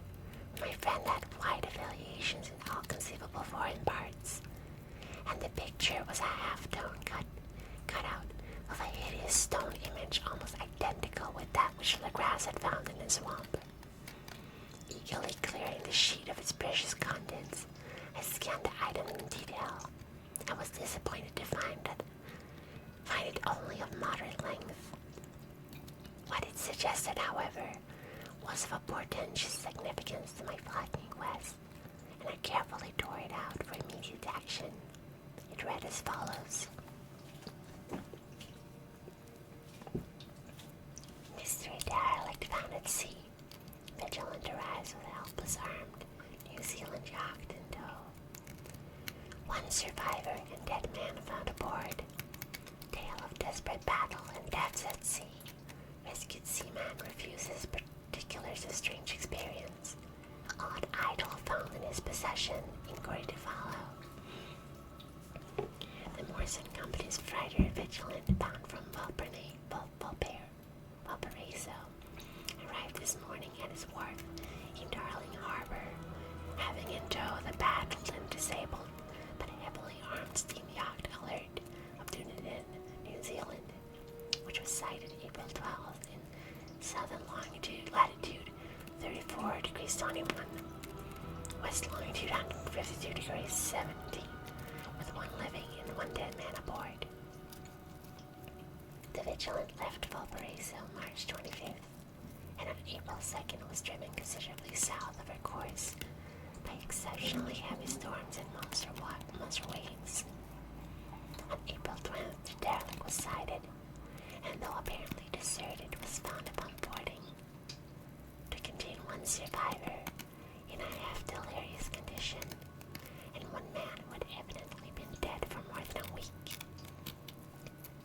The living man was clutching a horrible stone idol of unknown origin, about a foot in height, regarding whose nature authorities at Sydney University, the Royal Society, and the museum in College Street all profess complete bafflement, and which the survivor says he found in the cabin of the yacht, in a small carved shrine of common pattern.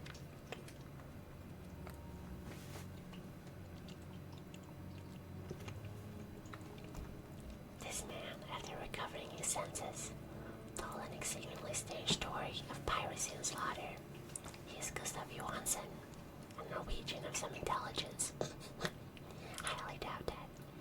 It had been second mate of the two-masted schooner Emma of Auckland, which sailed for Callao, February 20th. Yeah, nobody else has done the character team, I'm sorry. It's a complement of 11 men. The Emma, he says, was delayed and thrown wildly south of her course by the great storm of March 1st, and on March 22nd, in southern latitude 49 degrees 51, west longitude 120 degrees 34, encountered the Alert, manned by a queer and evil-looking crew of Kanakas and half-castes. Wow!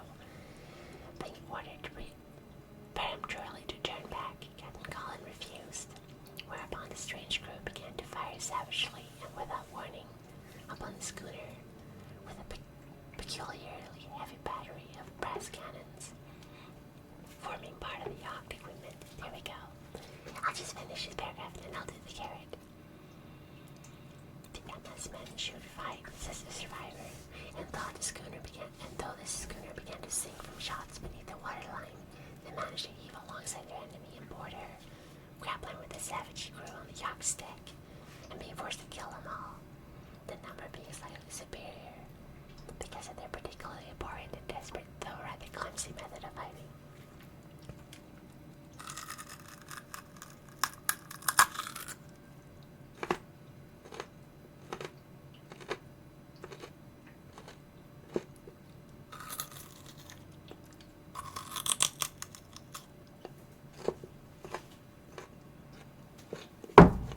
Sorry.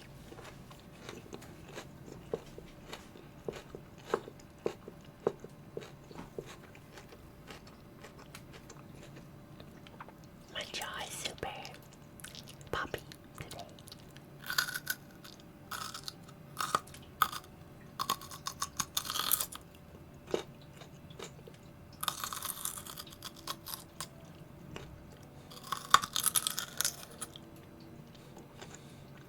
Yeah, I think 750 points is fine. It's too damn expensive. Okay, I'm gonna lower it a little bit. Fine. Hold on. Let's see here.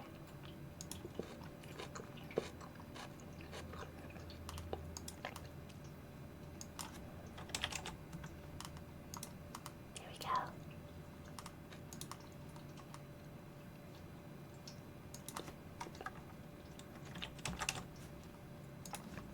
There we go. I lowered the costs. I'm very, very nice. Very, very kind to you watchers.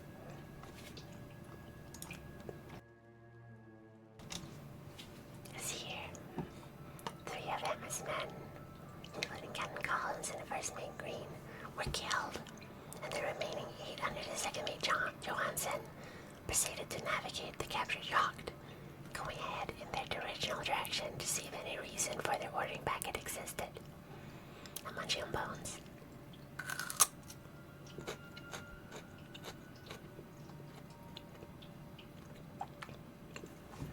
Hold on, I'm gonna drink something.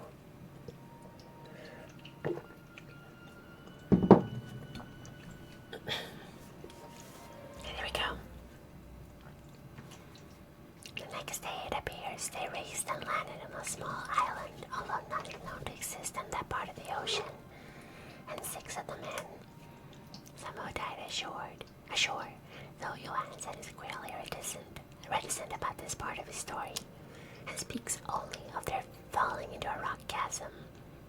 Later it seems he and one companion boarded the yacht and tried to manage it. I laying it while in this stream. Are we doing well? Later it seems he and one companion boarded the yacht and tried to manage her, but were beaten about by the storm of April 2nd. From that time till his rescue on the 12th, the man remembers little, and he does not even recall when William Bryden, his companion, died. Bryden's death reveals no apparent cause, and was probably due to excitement or exposure. Cable advices from Dunedin reports that the alert was well known there as an island trader and bore an evil reputation along the waterfront. It was owned by a curious group of half-castes, whose frequent reputation, meetings, and night trips through the woods attracted no little curiosity. And it had set sail in great haste just after the storm and earth tremors of March the 1st. Our Auckland correspondent gives the Emma and her crew an excellent reputation, and Johansen is described as a sober and worthy man. The Admiralty will institute an inquiry of the whole matter beginning tomorrow, at which every effort will be made to induce Johansen to speak more freely than he has done hitherto. This was all, together with a picture of the hellish image, but what a train of ideas started in my mind. Here were new treasuries of data on the Cthulhu cult, and evidence that it had strange interests at sea as well as on land. What motive prompted the hybrid crew to order back the Emma as they sailed about with their hideous idol? Or was the unknown island on which 6 of the Emma's crew had died, and about which the mate Johansen was so secretive?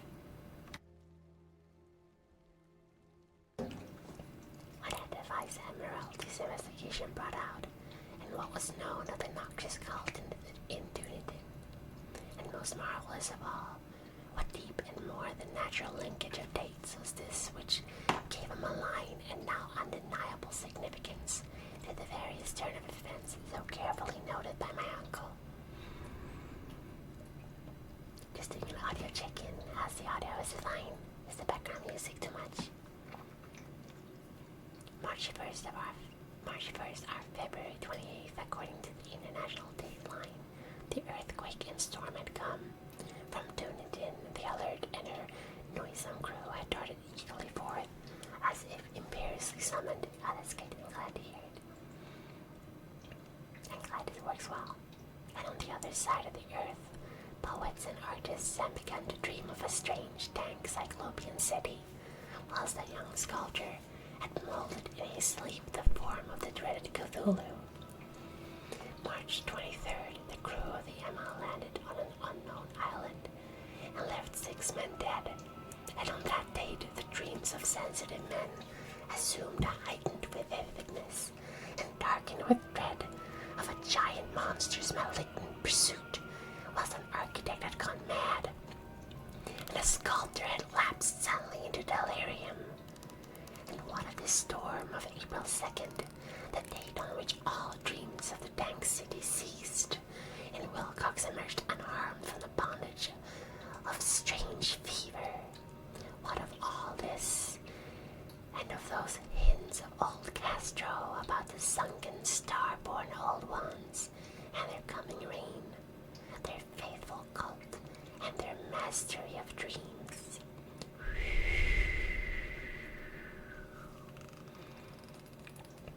Was I tottering on the brink of cosmic horrors, beyond man's power to bear? If so, they must be horrors of the mind alone, for in some way the 2nd of April had put a stop to whatever monstrous menace had begun its siege of mankind's soul. That evening, after a day of hurried cabling and arranging, I bade my host adieu and took a train for San Francisco. In less than a month I was in Dunedin, where, however, I found that little was known of the strange cult members who had lingered in the old sea taverns. Water from scum was far too common for special mention. Hi Neil, welcome to the stream. Though there was vague talk about one inland trip these mongrels had made, during which faint drumming and red flame were noted on the distant hills. In Auckland, I learned that Johansen had returned with yellow hair turned white, after a perfunctory and inconclusive questioning at Sydney, and had thereafter sold his cottage in West Street and sailed with his wife to his old home in Oslo. Of his stirring experience he would tell his friends no more than he had told the Admiralty officials, and all they could do was to give me his Oslo address. After that I went to Sydney and talked profitlessly with seamen and members of the Vice Admiralty Court. I saw the alert, now sold and in commercial use, at Circular Quay in Sydney Cove, but gained nothing from its non-committal bulk. The crouching image with the skullfish head, dragon body, scaly wings, and his hieroglyphin pedestal was preserved in the museum at Hyde Park, and I studied it long and well, finding it a thing of baleful, exquisite workmanship. And with the same utter mystery, terrible antiquity, and unearthly strangeness of material which I had noted in Legrass's smaller specimen. Geologists, the curator had told me, had found it a monstrous puzzle, for they avowed that the world held no rock like it. Then I thought with a shudder of what old Castro had told Legrasse about the primal grey ones. They had come from the stars, and had brought their images with them. Shaken with such a mental revolution as I had never known before, I now resolved to visit Maid Johansen in Oslo. Sailing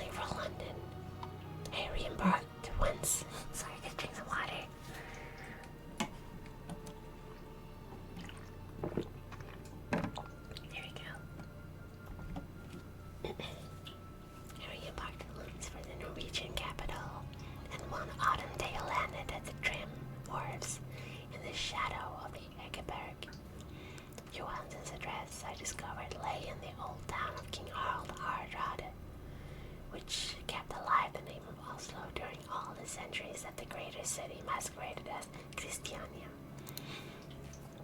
I made a brief trip by taxicab and knocked Will palpitant heart at the door of a neat and ancient building with plastered front. A sad-faced woman in black answered my summons, and I was stung with disappointment when she told me in halting English that Gustav Johansen was no more. He had not survived his return, said his wife. For the doings at sea in 1925 had broken him. He had told her no more than he had told the public, but had left a long manuscript of technical matters, as he said, written in English, evidently in order to safeguard her from the perils of casual perusal. During a walk through a narrow lane near the Gothenburg docks, a bundle of papers falling from an attic window had knocked him down. Two Lascar sailors at once helped him to his feet, but before the ambulance could reach him, he was dead. The physicians found no adequate cause for the end, and laid it to heart trouble and a weakened constitution. I now felt gnawing at my vitals the dark terrors which will never leave me till I, too, am at rest. I'm actually gonna have to very quickly be right back. I gotta take care of some issues. I'll be right back. Don't go anywhere.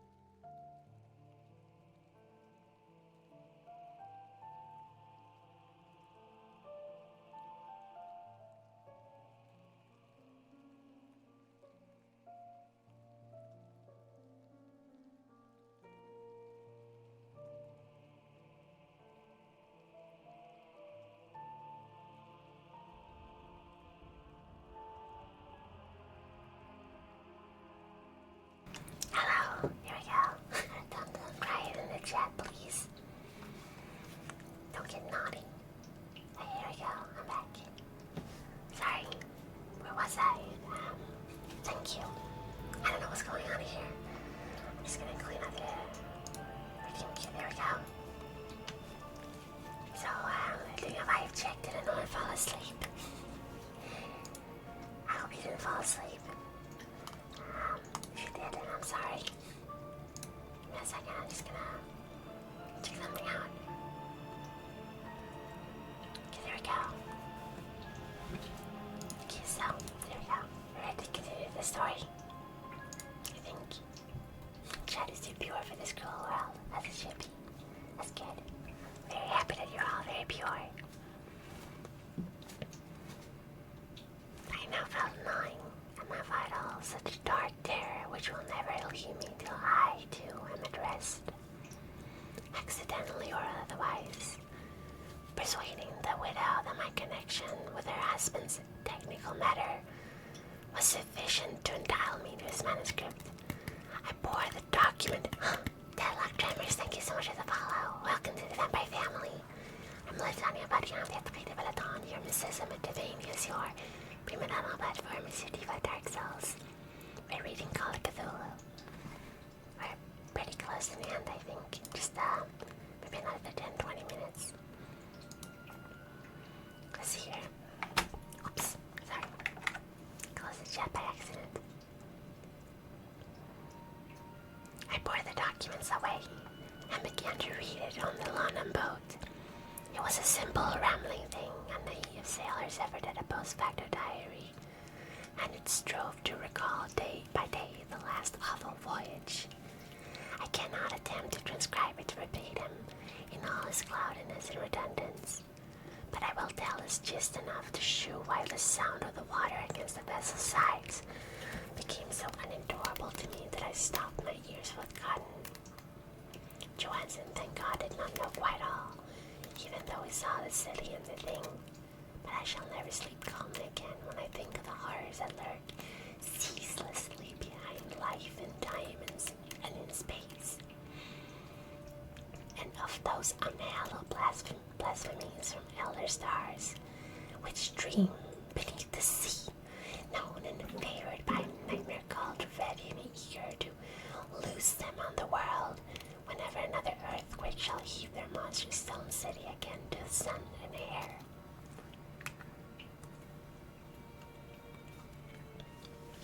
Johannes' voyage had begun just as he told it to the Vice Admiralty. The Emma, in ballast, had cleared Auckland on February 20th, and had felt the full force of that earthquake-born tempest which must have heaved up from the sea bottoms the horrors that filled men's dreams. Once more under control, the ship was making good progress when held up by the Alert on March 22nd, and I could feel the mate's regret as he wrote of her bombardment and sinking. Of the matter of the swarthy called fiends on the Alert, he speaks with significant horror. There was some peculiarly abominable qualities about them which made their destruction seem almost a duty, and Johansson shows, I guess, ingenious wonder at the charge of ruthlessness brought against his party during the proceedings of the Court of Inquiry. Then driven ahead by curiosity in their captured yacht under Johansson's command, the men sight a great stone pillar sticking out of the sea, and in south longitude 47 by 9, west longitude 126 by 43, come upon a coastline of mingled mud, ooze, and weedy cyclopean masonry which can be nothing less than the tangible substance of Earth's supreme terror, the nightmare corpse city of Rillier, that was built in measureless aeons behind history by the vast, loathsome shapes that seeped down from the dark stars. There lay great Cthulhu and his hordes, hidden in green slimy vaults, and sending out a last after cycles. Incalculable the thoughts that spread fear to the dreams of the sensitive, and called imperiously to the faithful to come on a pilgrimage of liberation and restoration. All this Johansson did not suspect, but God knows he soon saw enough. I suppose that only a single mountain top, the hideous monolith-crowned citadel whereon great Cthulhu was buried, actually emerged from the water. When I think of the extent of all that may be brooding down there, I almost wish to kill myself forthwith. Johansson and his men were awed by the cosmic majesty of this dripping Babylon of elder demons, and must have guessed without guidance that it was nothing of this or of any sane planet.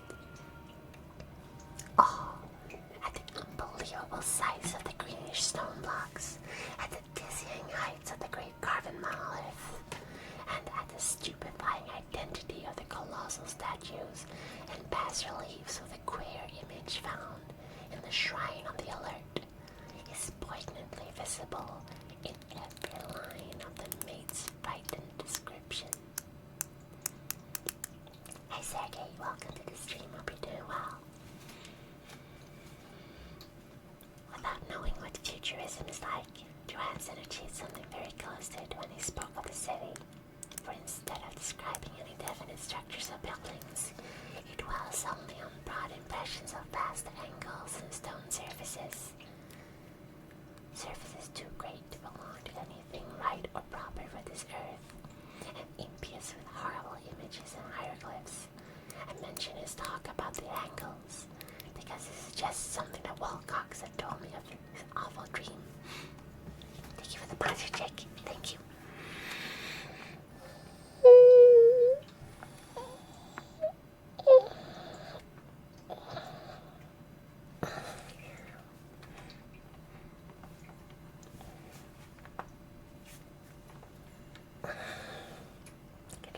Some water as well. Thank you. That was my hand cracking. I have very, very poppy joints.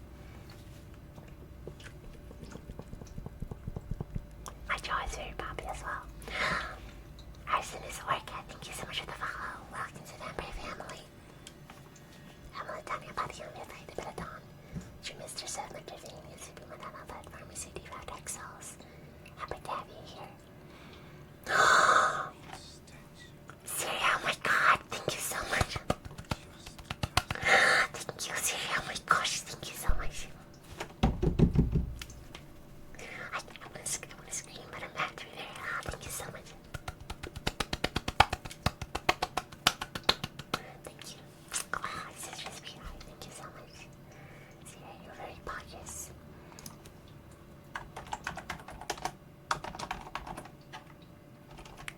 Thank you very much, PogChamp. I guess you're my little PogChamp after all. Thank you. Oh my gosh. Thank you. What a chat. You're right. Thank you so much. Thank you very much. So, thank you. Gosh. Very nice Christmas present. Thank you so much. Without knowing what the futurism is like, Johansson achieved something very close to it when he spoke of the city. For instead of describing any definite structures or buildings, he dwells only on broad impressions of vast angles and stone surfaces. Surfaces too great to belong to anything right or proper for this earth, and impious with horrible images and hieroglyphs. I mentioned his talk. By the way, hieroglyphs are not necessarily Egyptian. Hieroglyphs is an old word used to describe pictographs. Basically, any kind of written languages using some characters, like illustrations. So it's like a catch-call for old languages, kind of.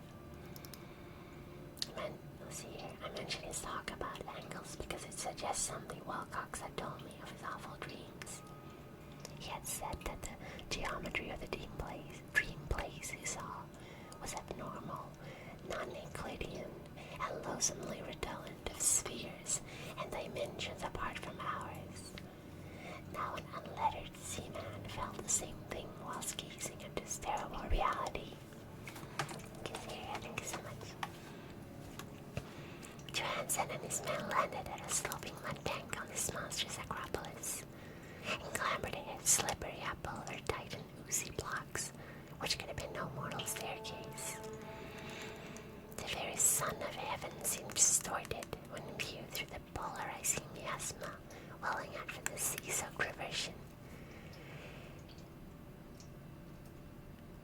And twisted menace and suspense lurked leeringly in those crazily elusive angles of carbon rock, where a second glance showed concavity after the first showed convexity. Something very like fright had come over all the explorers before anything more definite than rock and ooze and weed was seen.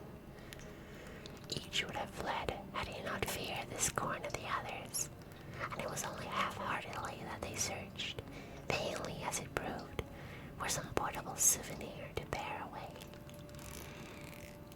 It was Rodriguez the Portuguese. You know, the South Pole.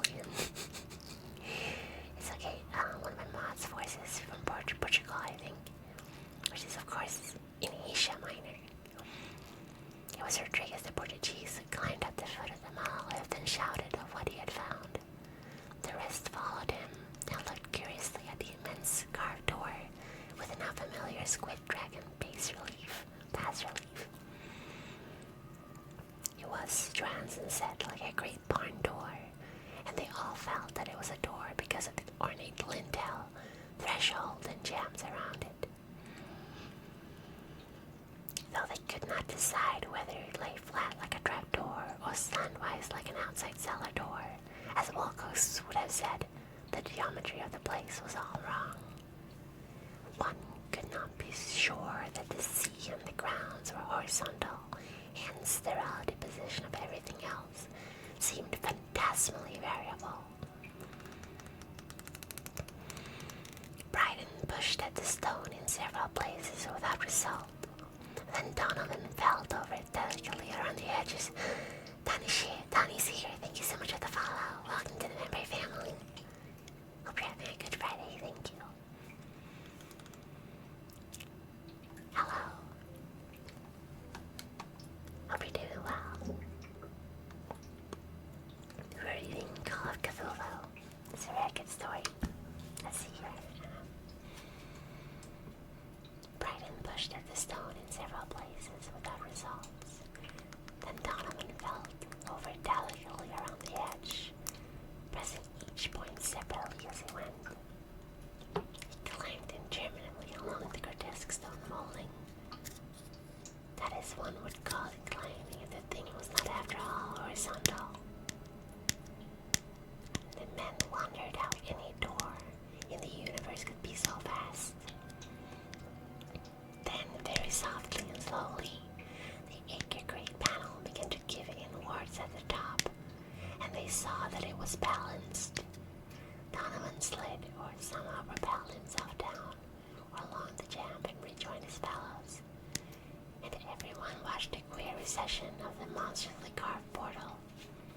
In this fantasy of prismatic distortion, it moved anomalously in a diagonal way, so that all the rules of matter and perspective seemed upset. The aperture was black with a darkness almost material.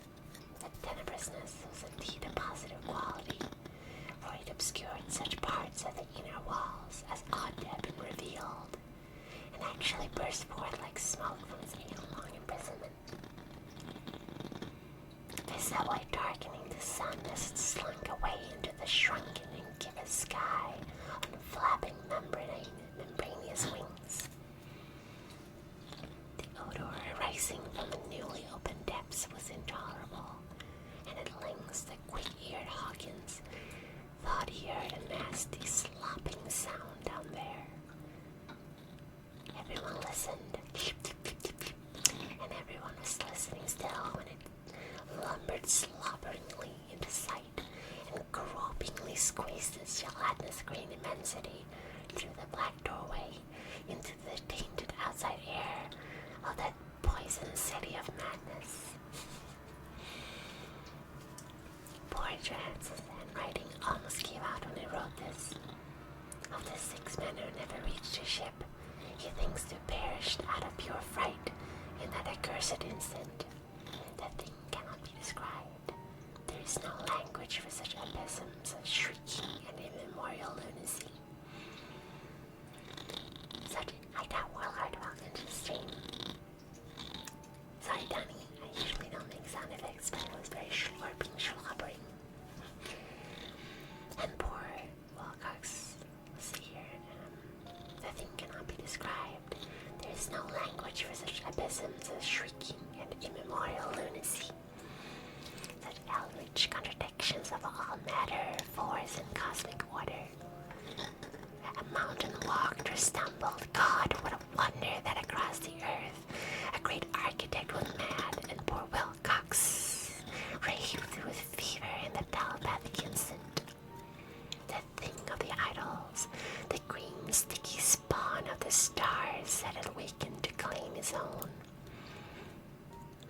his stars were right again, and what an age-old cult had failed to do by design, a band of innocent sailors had done by accident. After vigintillions of years, great Cthulhu was loose again, and ravening for the light.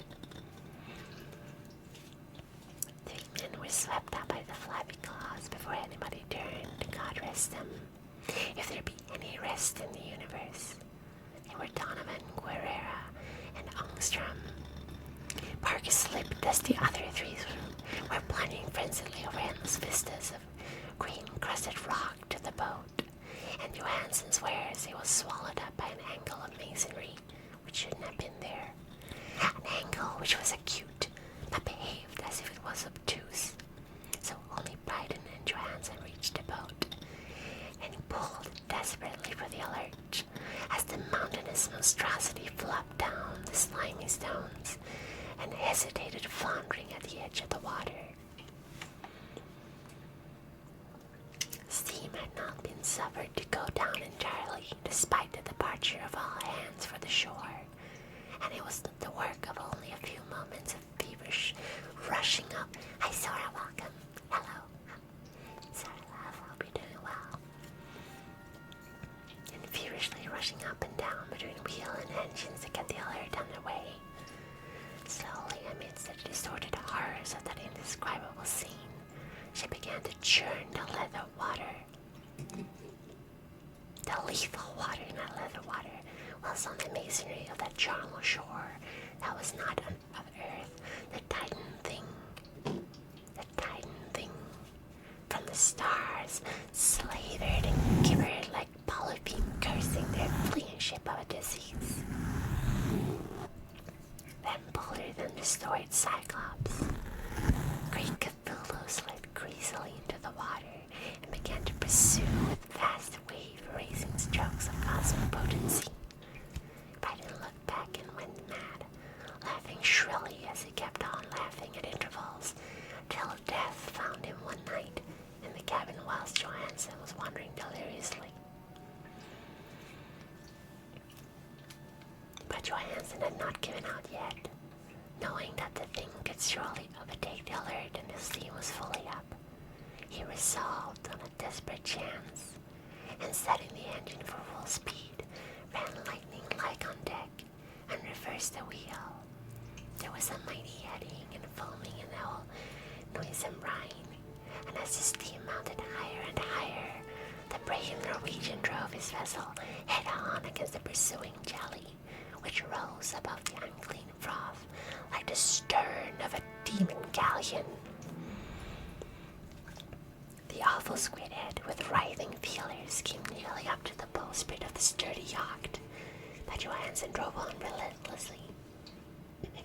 There was a bursting as of an exploding bladder, a slushy nastiness as of a cloven sunfish, a stench as of 1,000 open graves, and a sound that the chronicler would not put on paper. For an instant, for a small, insignificant instant, the ship was befouled by an acrid, blinding green cloud, and then there was only a venomous seething astern, where God in heaven, the scattered plasticity of that nameless sky spawn, was nebulously recombining in its hateful original form, while its distance widened every second as the alert gained impetus from its mounting steam. That was all. After that, Johansson only brooded over the idol in the cabin and attended to a few matters of food for himself and the laughing maniac by his side. He did not try to navigate after the first bow flight, for the reaction had taken something out of his soul. Then came the storm of April 2nd, and a gathering on the clouds about his consciousness. There is a sense of a spectrum whirling through liquid gulfs of infinity, a dizzying ride through rhythmic universes on a comet's tail, and of hysterical plunges from the pit to the moon, and from the moon back again to the pit. All live and by cachinnating chorus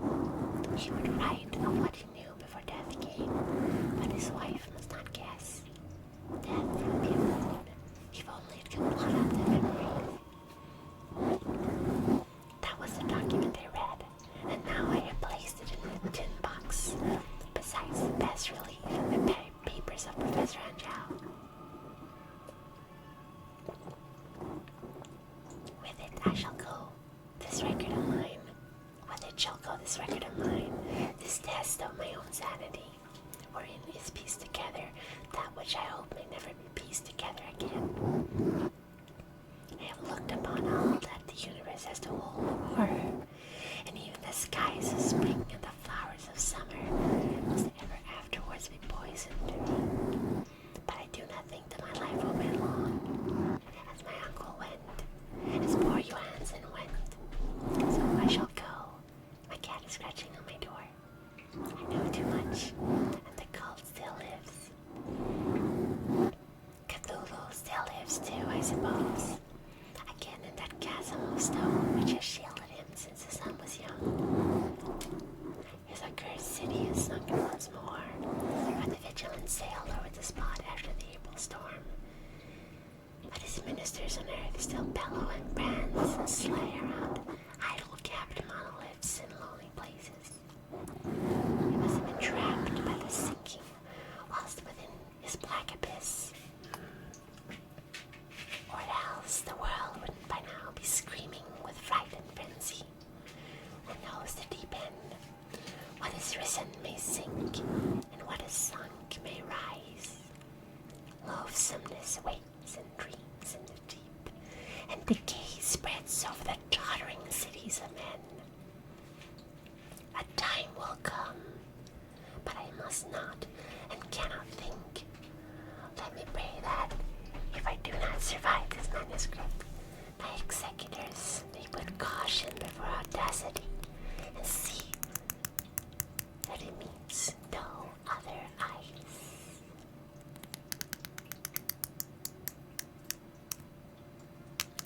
The end. I hope you enjoyed the reading. I thought it was a really nice story, although a bit weird at times. We have a little bit of time left, so if you guys want, we can do some sounds. Thank you. Or we can decide next story we're gonna read. I forgot that I also really enjoy that. I'm happy, thank you. Thank you so much, I'm really happy. There's also, what's it called? The case of Charles Dick's Award. The calling in the horror. The one with the fish people. I'm glad it was immersive. The Shonda House is one of my favorites. Thank you, I'm glad you like it. Glad you enjoyed it. Great as well. And Donnie's here. I'm happy you enjoyed it. Very happy. Thank you. The unnameable. But the moon brings the whispers and darkness. The white ship. Cat screaming outside my room.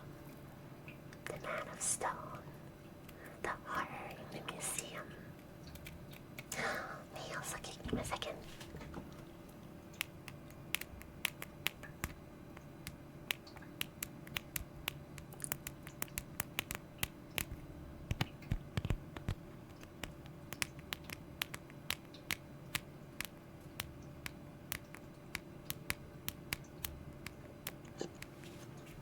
And the Dumb Witch Horror here as well, which is a classic.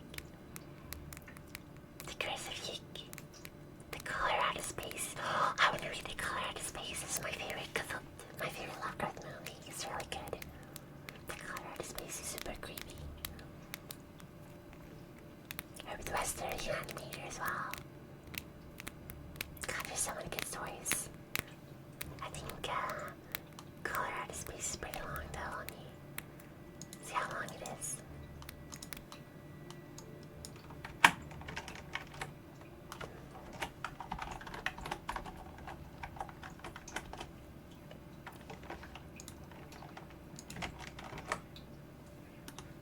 The Color Out of Space is 12,000 words. The Larky Pier is called too. The Witch's Room, I think, is called as well. It's really good.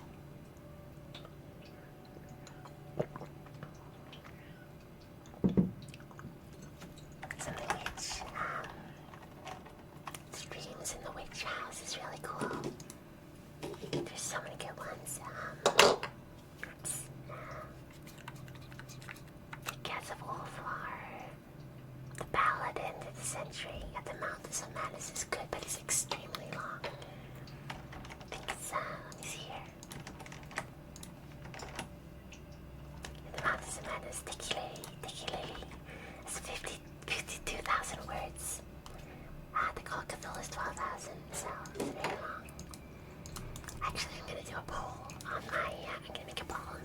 Discord where you can vote for which one you want to read next time. Hold on. So if you want, I'm gonna do the poll. I'll link it on Twitter too. And we'll have a poll on which book I should be reading. The Dunwich Horror is good. The Tree on the Hill, The Terrible Old Man, The Shadow over Innsmouth. There's many good ones. The Shadow over Innsmouth is, how long is this one?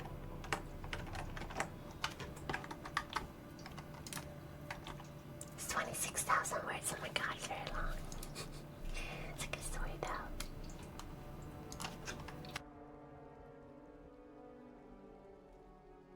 I think I'm all done. I just wanted to say that currently my setup is I have 2 different microphones connected to one mixer. And I have them on my desk, but they're very big. They're kind of in the way of everything, so I am saving up to a binaural set. The Terrible Old Man should be too long at this kid. But I'm saving up to a binaural set, so I can have a little bit of a better microphone. I think the audio is pretty good though. I got rid of the weird buzzing noise. Actually, hold on. I have a story we can read. Let me just see how long it is. And count the words.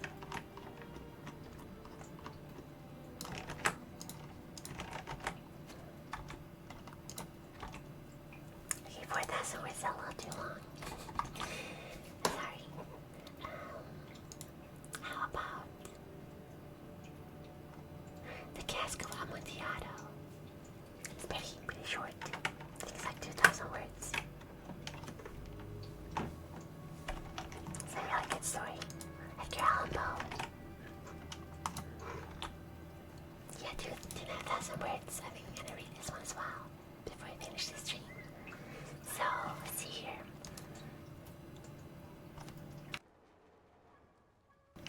I'm getting a little bit, my throat is getting a little bit sore.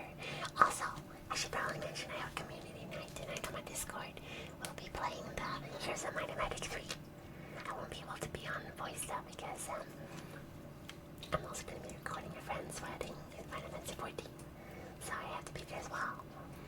She's getting married in game. But I will be playing the game. I will be in voice. And I will be chatting, but I can't be on voice. Sorry.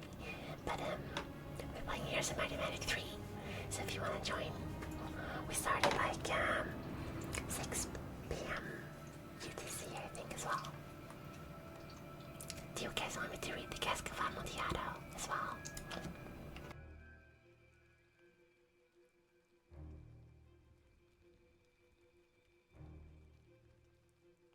It's about 2,500 words long.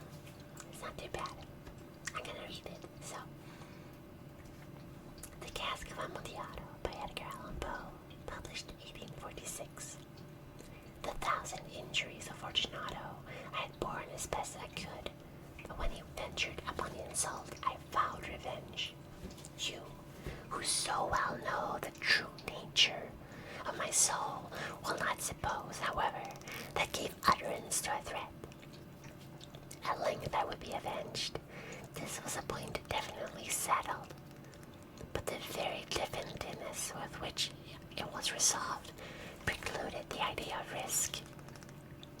I must not only punish, but punish with impunity. A wrong is unredressed when retribution overtakes its redresser. It is equally unredressed when the avenger fails to make himself felt as such to him who has done the wrong. It must be understood that neither by word nor deed had I given Fortunato cause to doubt my goodwill. I continued, as was my wont, to smile to his face, and he did not perceive that my smile now was at the thought of his immolation. He had a weak point, this Fortunato, although in other regards he was a man to be respected and even feared. He prided himself on his connoisseurship of wine,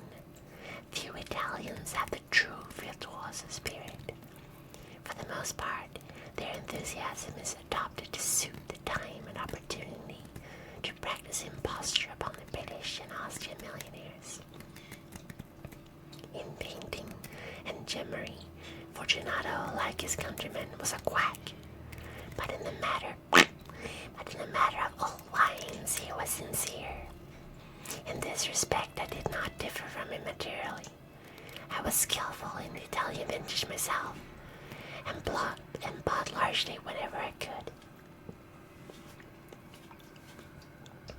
It was about dusk, one evening during the supreme madness of the carnival season, that I encountered my friend. He accosted me with his excessive warmth, for he had been drinking much. The man wore motley. He had on a tight-fitting party-striped dress, and his head was surmounted by the conical shape and bells.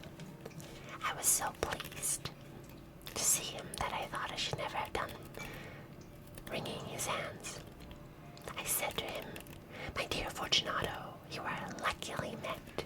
How remarkably well you are looking today. But I have received a pipe of what passes for Amontillado, and I have my doubts." "How?" said he. "Amontillado? A pipe? Impossible! And in the middle of the carnival?" "I have my doubts," I replied, "and I was silly enough to pay the full Amontillado price without consulting you in the matter. You are not to be found, and I was fearful of losing a bargain. Amontillado? I have my doubts. Amontillado." Hold on. There we go. Raise the volume a little bit. "Amontillado, I have my doubts. And I must satisfy them. Amontillado. As you are engaged, I am on my way to Lucrece. If anyone has a critical turn, it is he. He will tell me, 'Lucrece cannot tell Amontillado from sherry.' And yet some fools will have it that his taste is a match for your own." Gotta drink some water, hold on. "Come, let us go." "Whither?" "To your waltz." "My friend, no. I will not impose upon you your good nature. I perceive you have an engagement. Lucrece, I have no engagement. Come." "My friend, no. It is not the engagement, but the severe cold with which I perceive you are afflicted. The vaults are insufferably damp. They are encrusted with nitre. Let us go, nevertheless. The cold is merely nothing. Amontillado, you have been imposed upon. And as for Lucrece, he cannot distinguish sherry from Amontillado." Thus speaking, Fortunato possessed himself of my arm, and putting on a mask of black silk, and drawing a roquelaire closely about my person, I suffered him to hurry me to my palazzo.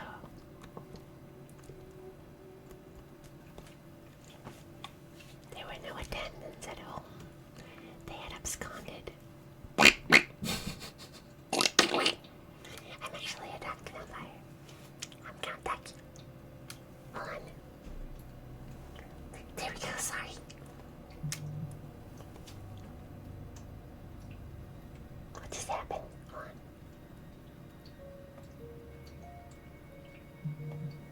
I think my phone just went, "Oh, did you know you can actually, you have a new iTunes?" It's very, very loud, I'm sorry. Okay, there we go.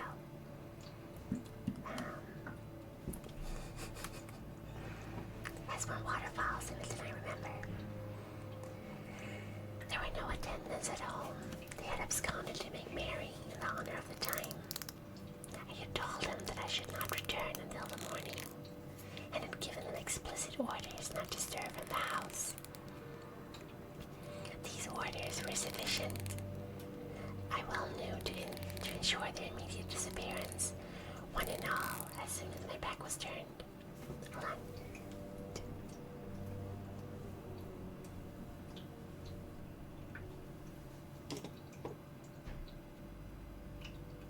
There we go.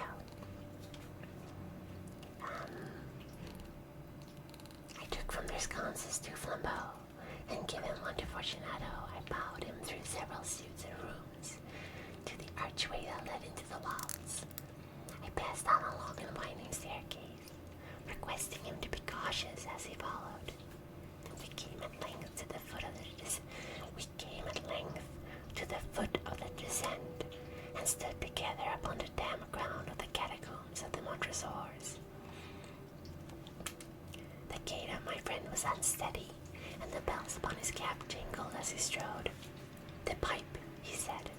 "It is farther on," I said, "but observe the white web-work which gleams from these cabin walls." He turned towards me and looked into my eyes with two filmy orbs that distilled a rheum of intoxication. "Neither," he asked at length. "Neither," I replied. "How long have you had that cough?"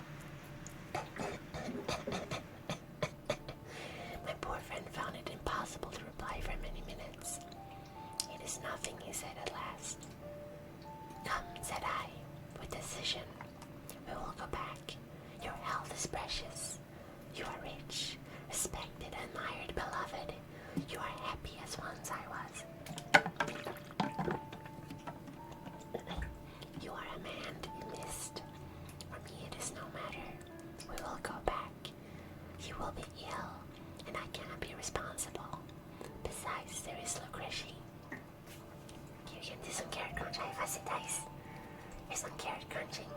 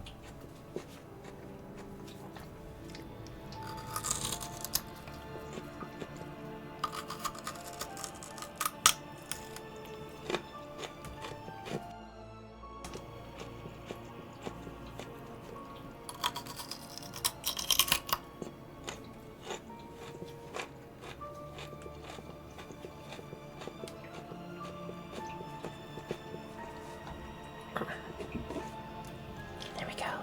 Hold on. This is really good actually because the chewing helps me relax my jaws. Because I get very tense when I'm streaming. So if I do some chewing, it helps me relax my jaws.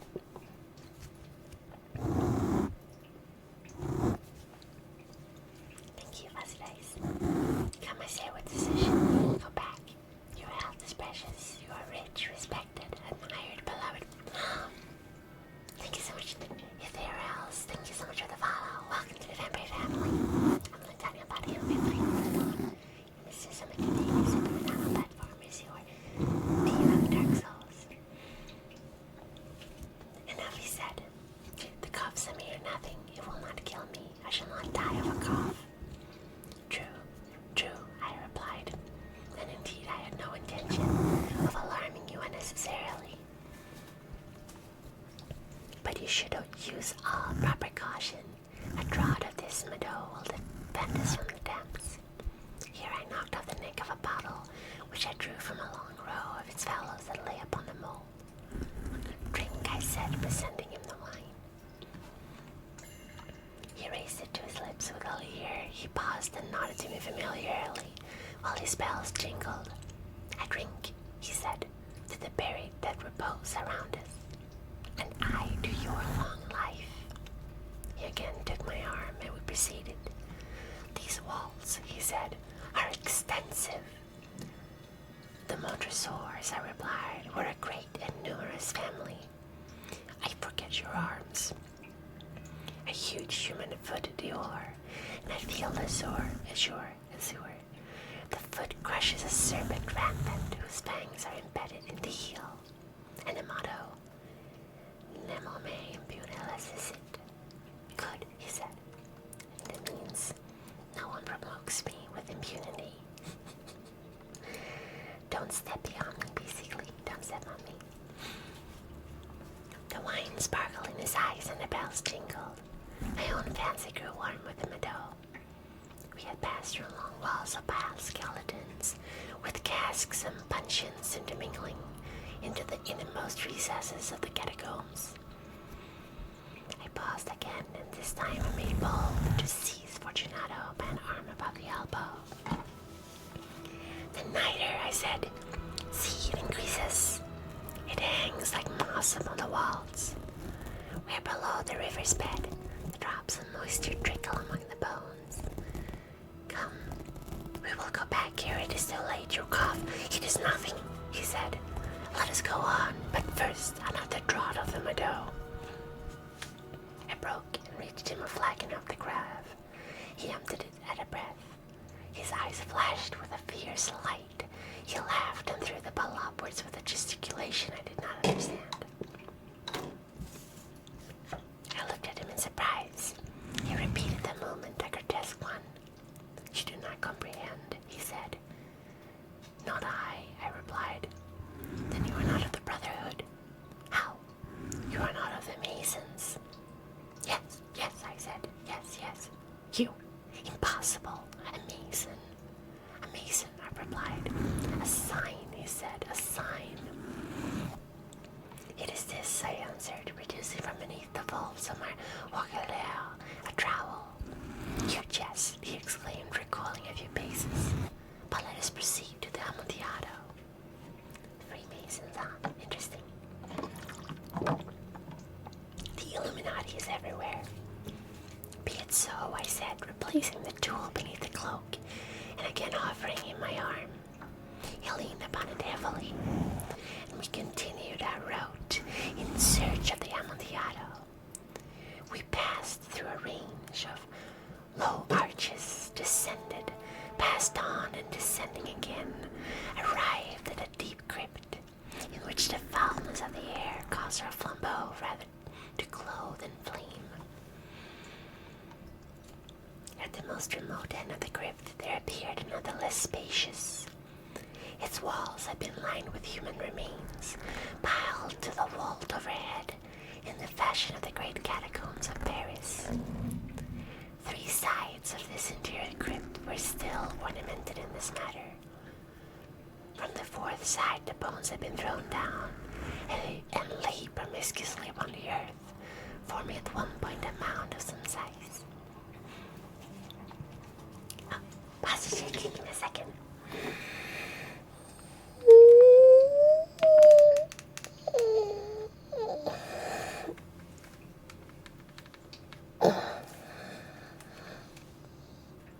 Thank you.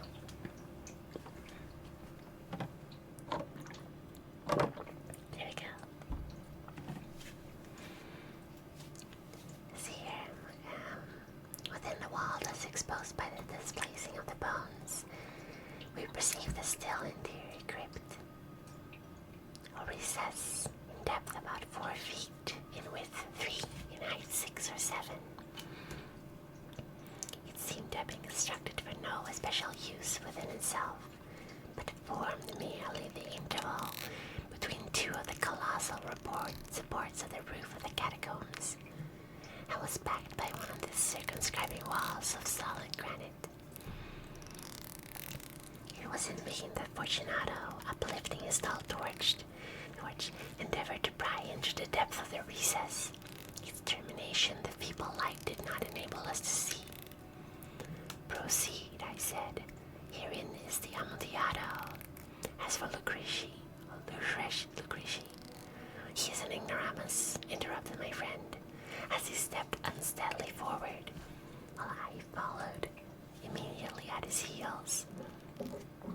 In an instant he had reached the extremity of the niche, and finding his progress arrested by the rock, stood stupidly bewildered. A moment more, and I had fettered him to the granite. In its surface were 2 iron staples, distant from each other about 2 feet. Horizontally, from one of these depended a short chain, from the other a padlock. Throwing the link about his waist, it was but the work of a few seconds to secure it. He was too much astounded to resist. Withdrawing the key, I stepped back from the recess. "Pass your hand," I said, "over the wall. You can't help feeling the nitre. Indeed, it is very damp. Once more, let me implore you to return. No, then I must positively leave you. But I must first render you all the little attentions in my power. The Amontillado, ejaculated my friend, not yet recovered from his astonishment. True, I replied, the Amontillado. As I said these words, I busied myself among the pile of bones, of which I had before spoken. Throwing them aside, I soon uncovered a quantity of building stones and mortar. With these materials and the aid of my trowel, I began to vigorously wall up the entrance of the niche. I had scarcely laid the first tier of the masonry when I discovered that the intoxication of Fortunato had in great measure worn off. The earliest indication I had of this was a low moaning cry from the depth of the recess.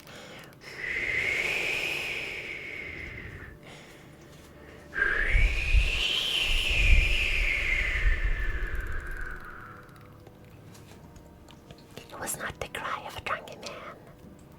There was then a long and obstinate silence.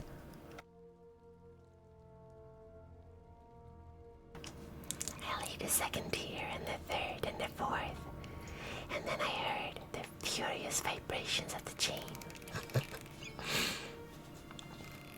The noise lasted for several minutes, during which, that I might hearken to it with more satisfaction, I ceased my labors and sat down upon the bones. When at last the clanking subsided, I resumed to travel, and finished without interruption the fifth, the sixth, and the seventh tier.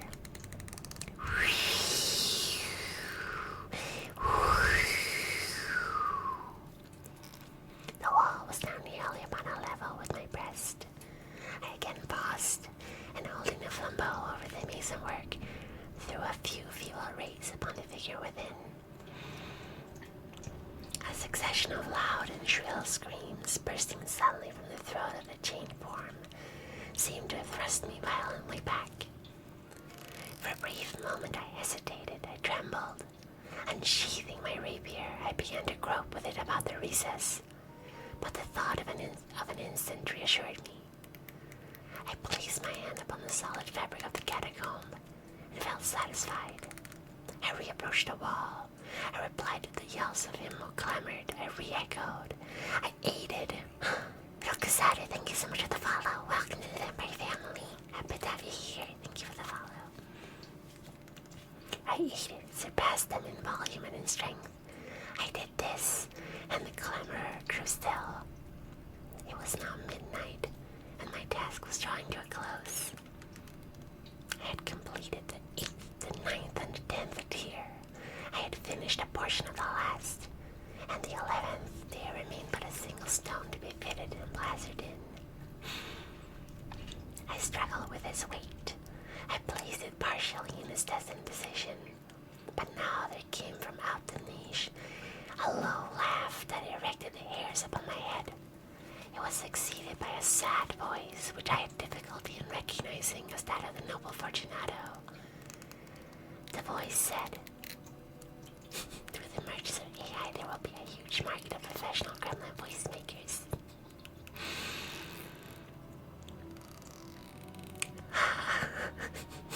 A very good joke indeed, an excellent jest. We will have many a rich laugh about it at the Palazzo. Over our wine. The Amontillado, I said. Yes, the Amontillado. But is it not getting late? Will not they be waiting us at the Palazzo, the Lady Fortunato and the rest? Let us be gone. Yes, I said, let us be gone. For the love of God, Montresor. Yes, I said, for the love of God. But to these words I hearkened in vain for a reply. I grew impatient. I called aloud, "Fortunato!" No answer. I called again, "Fortunato!" No answer still. I thrust a torch through the remaining aperture and let it fall within. There came forth in return only a jingling of the bells. My heart sick. It was a dampness of the catacombs that made it so. I hastened to make an end of my labor. I forced the last stone into its position. I blasted it up. Against the new maiden's masonry, I re-erected the old rampart of bones. For the half a century, no mortal had disturbed him. In pace requiescat. Rest in peace. And I think that's gonna be the end of the stream. So we're gonna find someone to raid. So I'm just gonna go to Twitch and see who's streaming at the moment. Let us begin with the bad salad. See if someone's streaming ASMR. There's not a lot of people streaming right now. But let's see here. I'm glad you enjoyed it. Cats are full of cats. I think here the goblin is doing it down at them. Just chatting. I think you can read here the goblin, she's cute. So here the goblin. Thank you so much everyone. And don't forget we have a community event tonight on Discord. And the read music is going to be the Amontillado read. Thank you so much everyone, and I will see you on Sunday. Otherwise, we're streaming Dwarf Fortress. Thank you everyone for coming. Bye bye. Bye.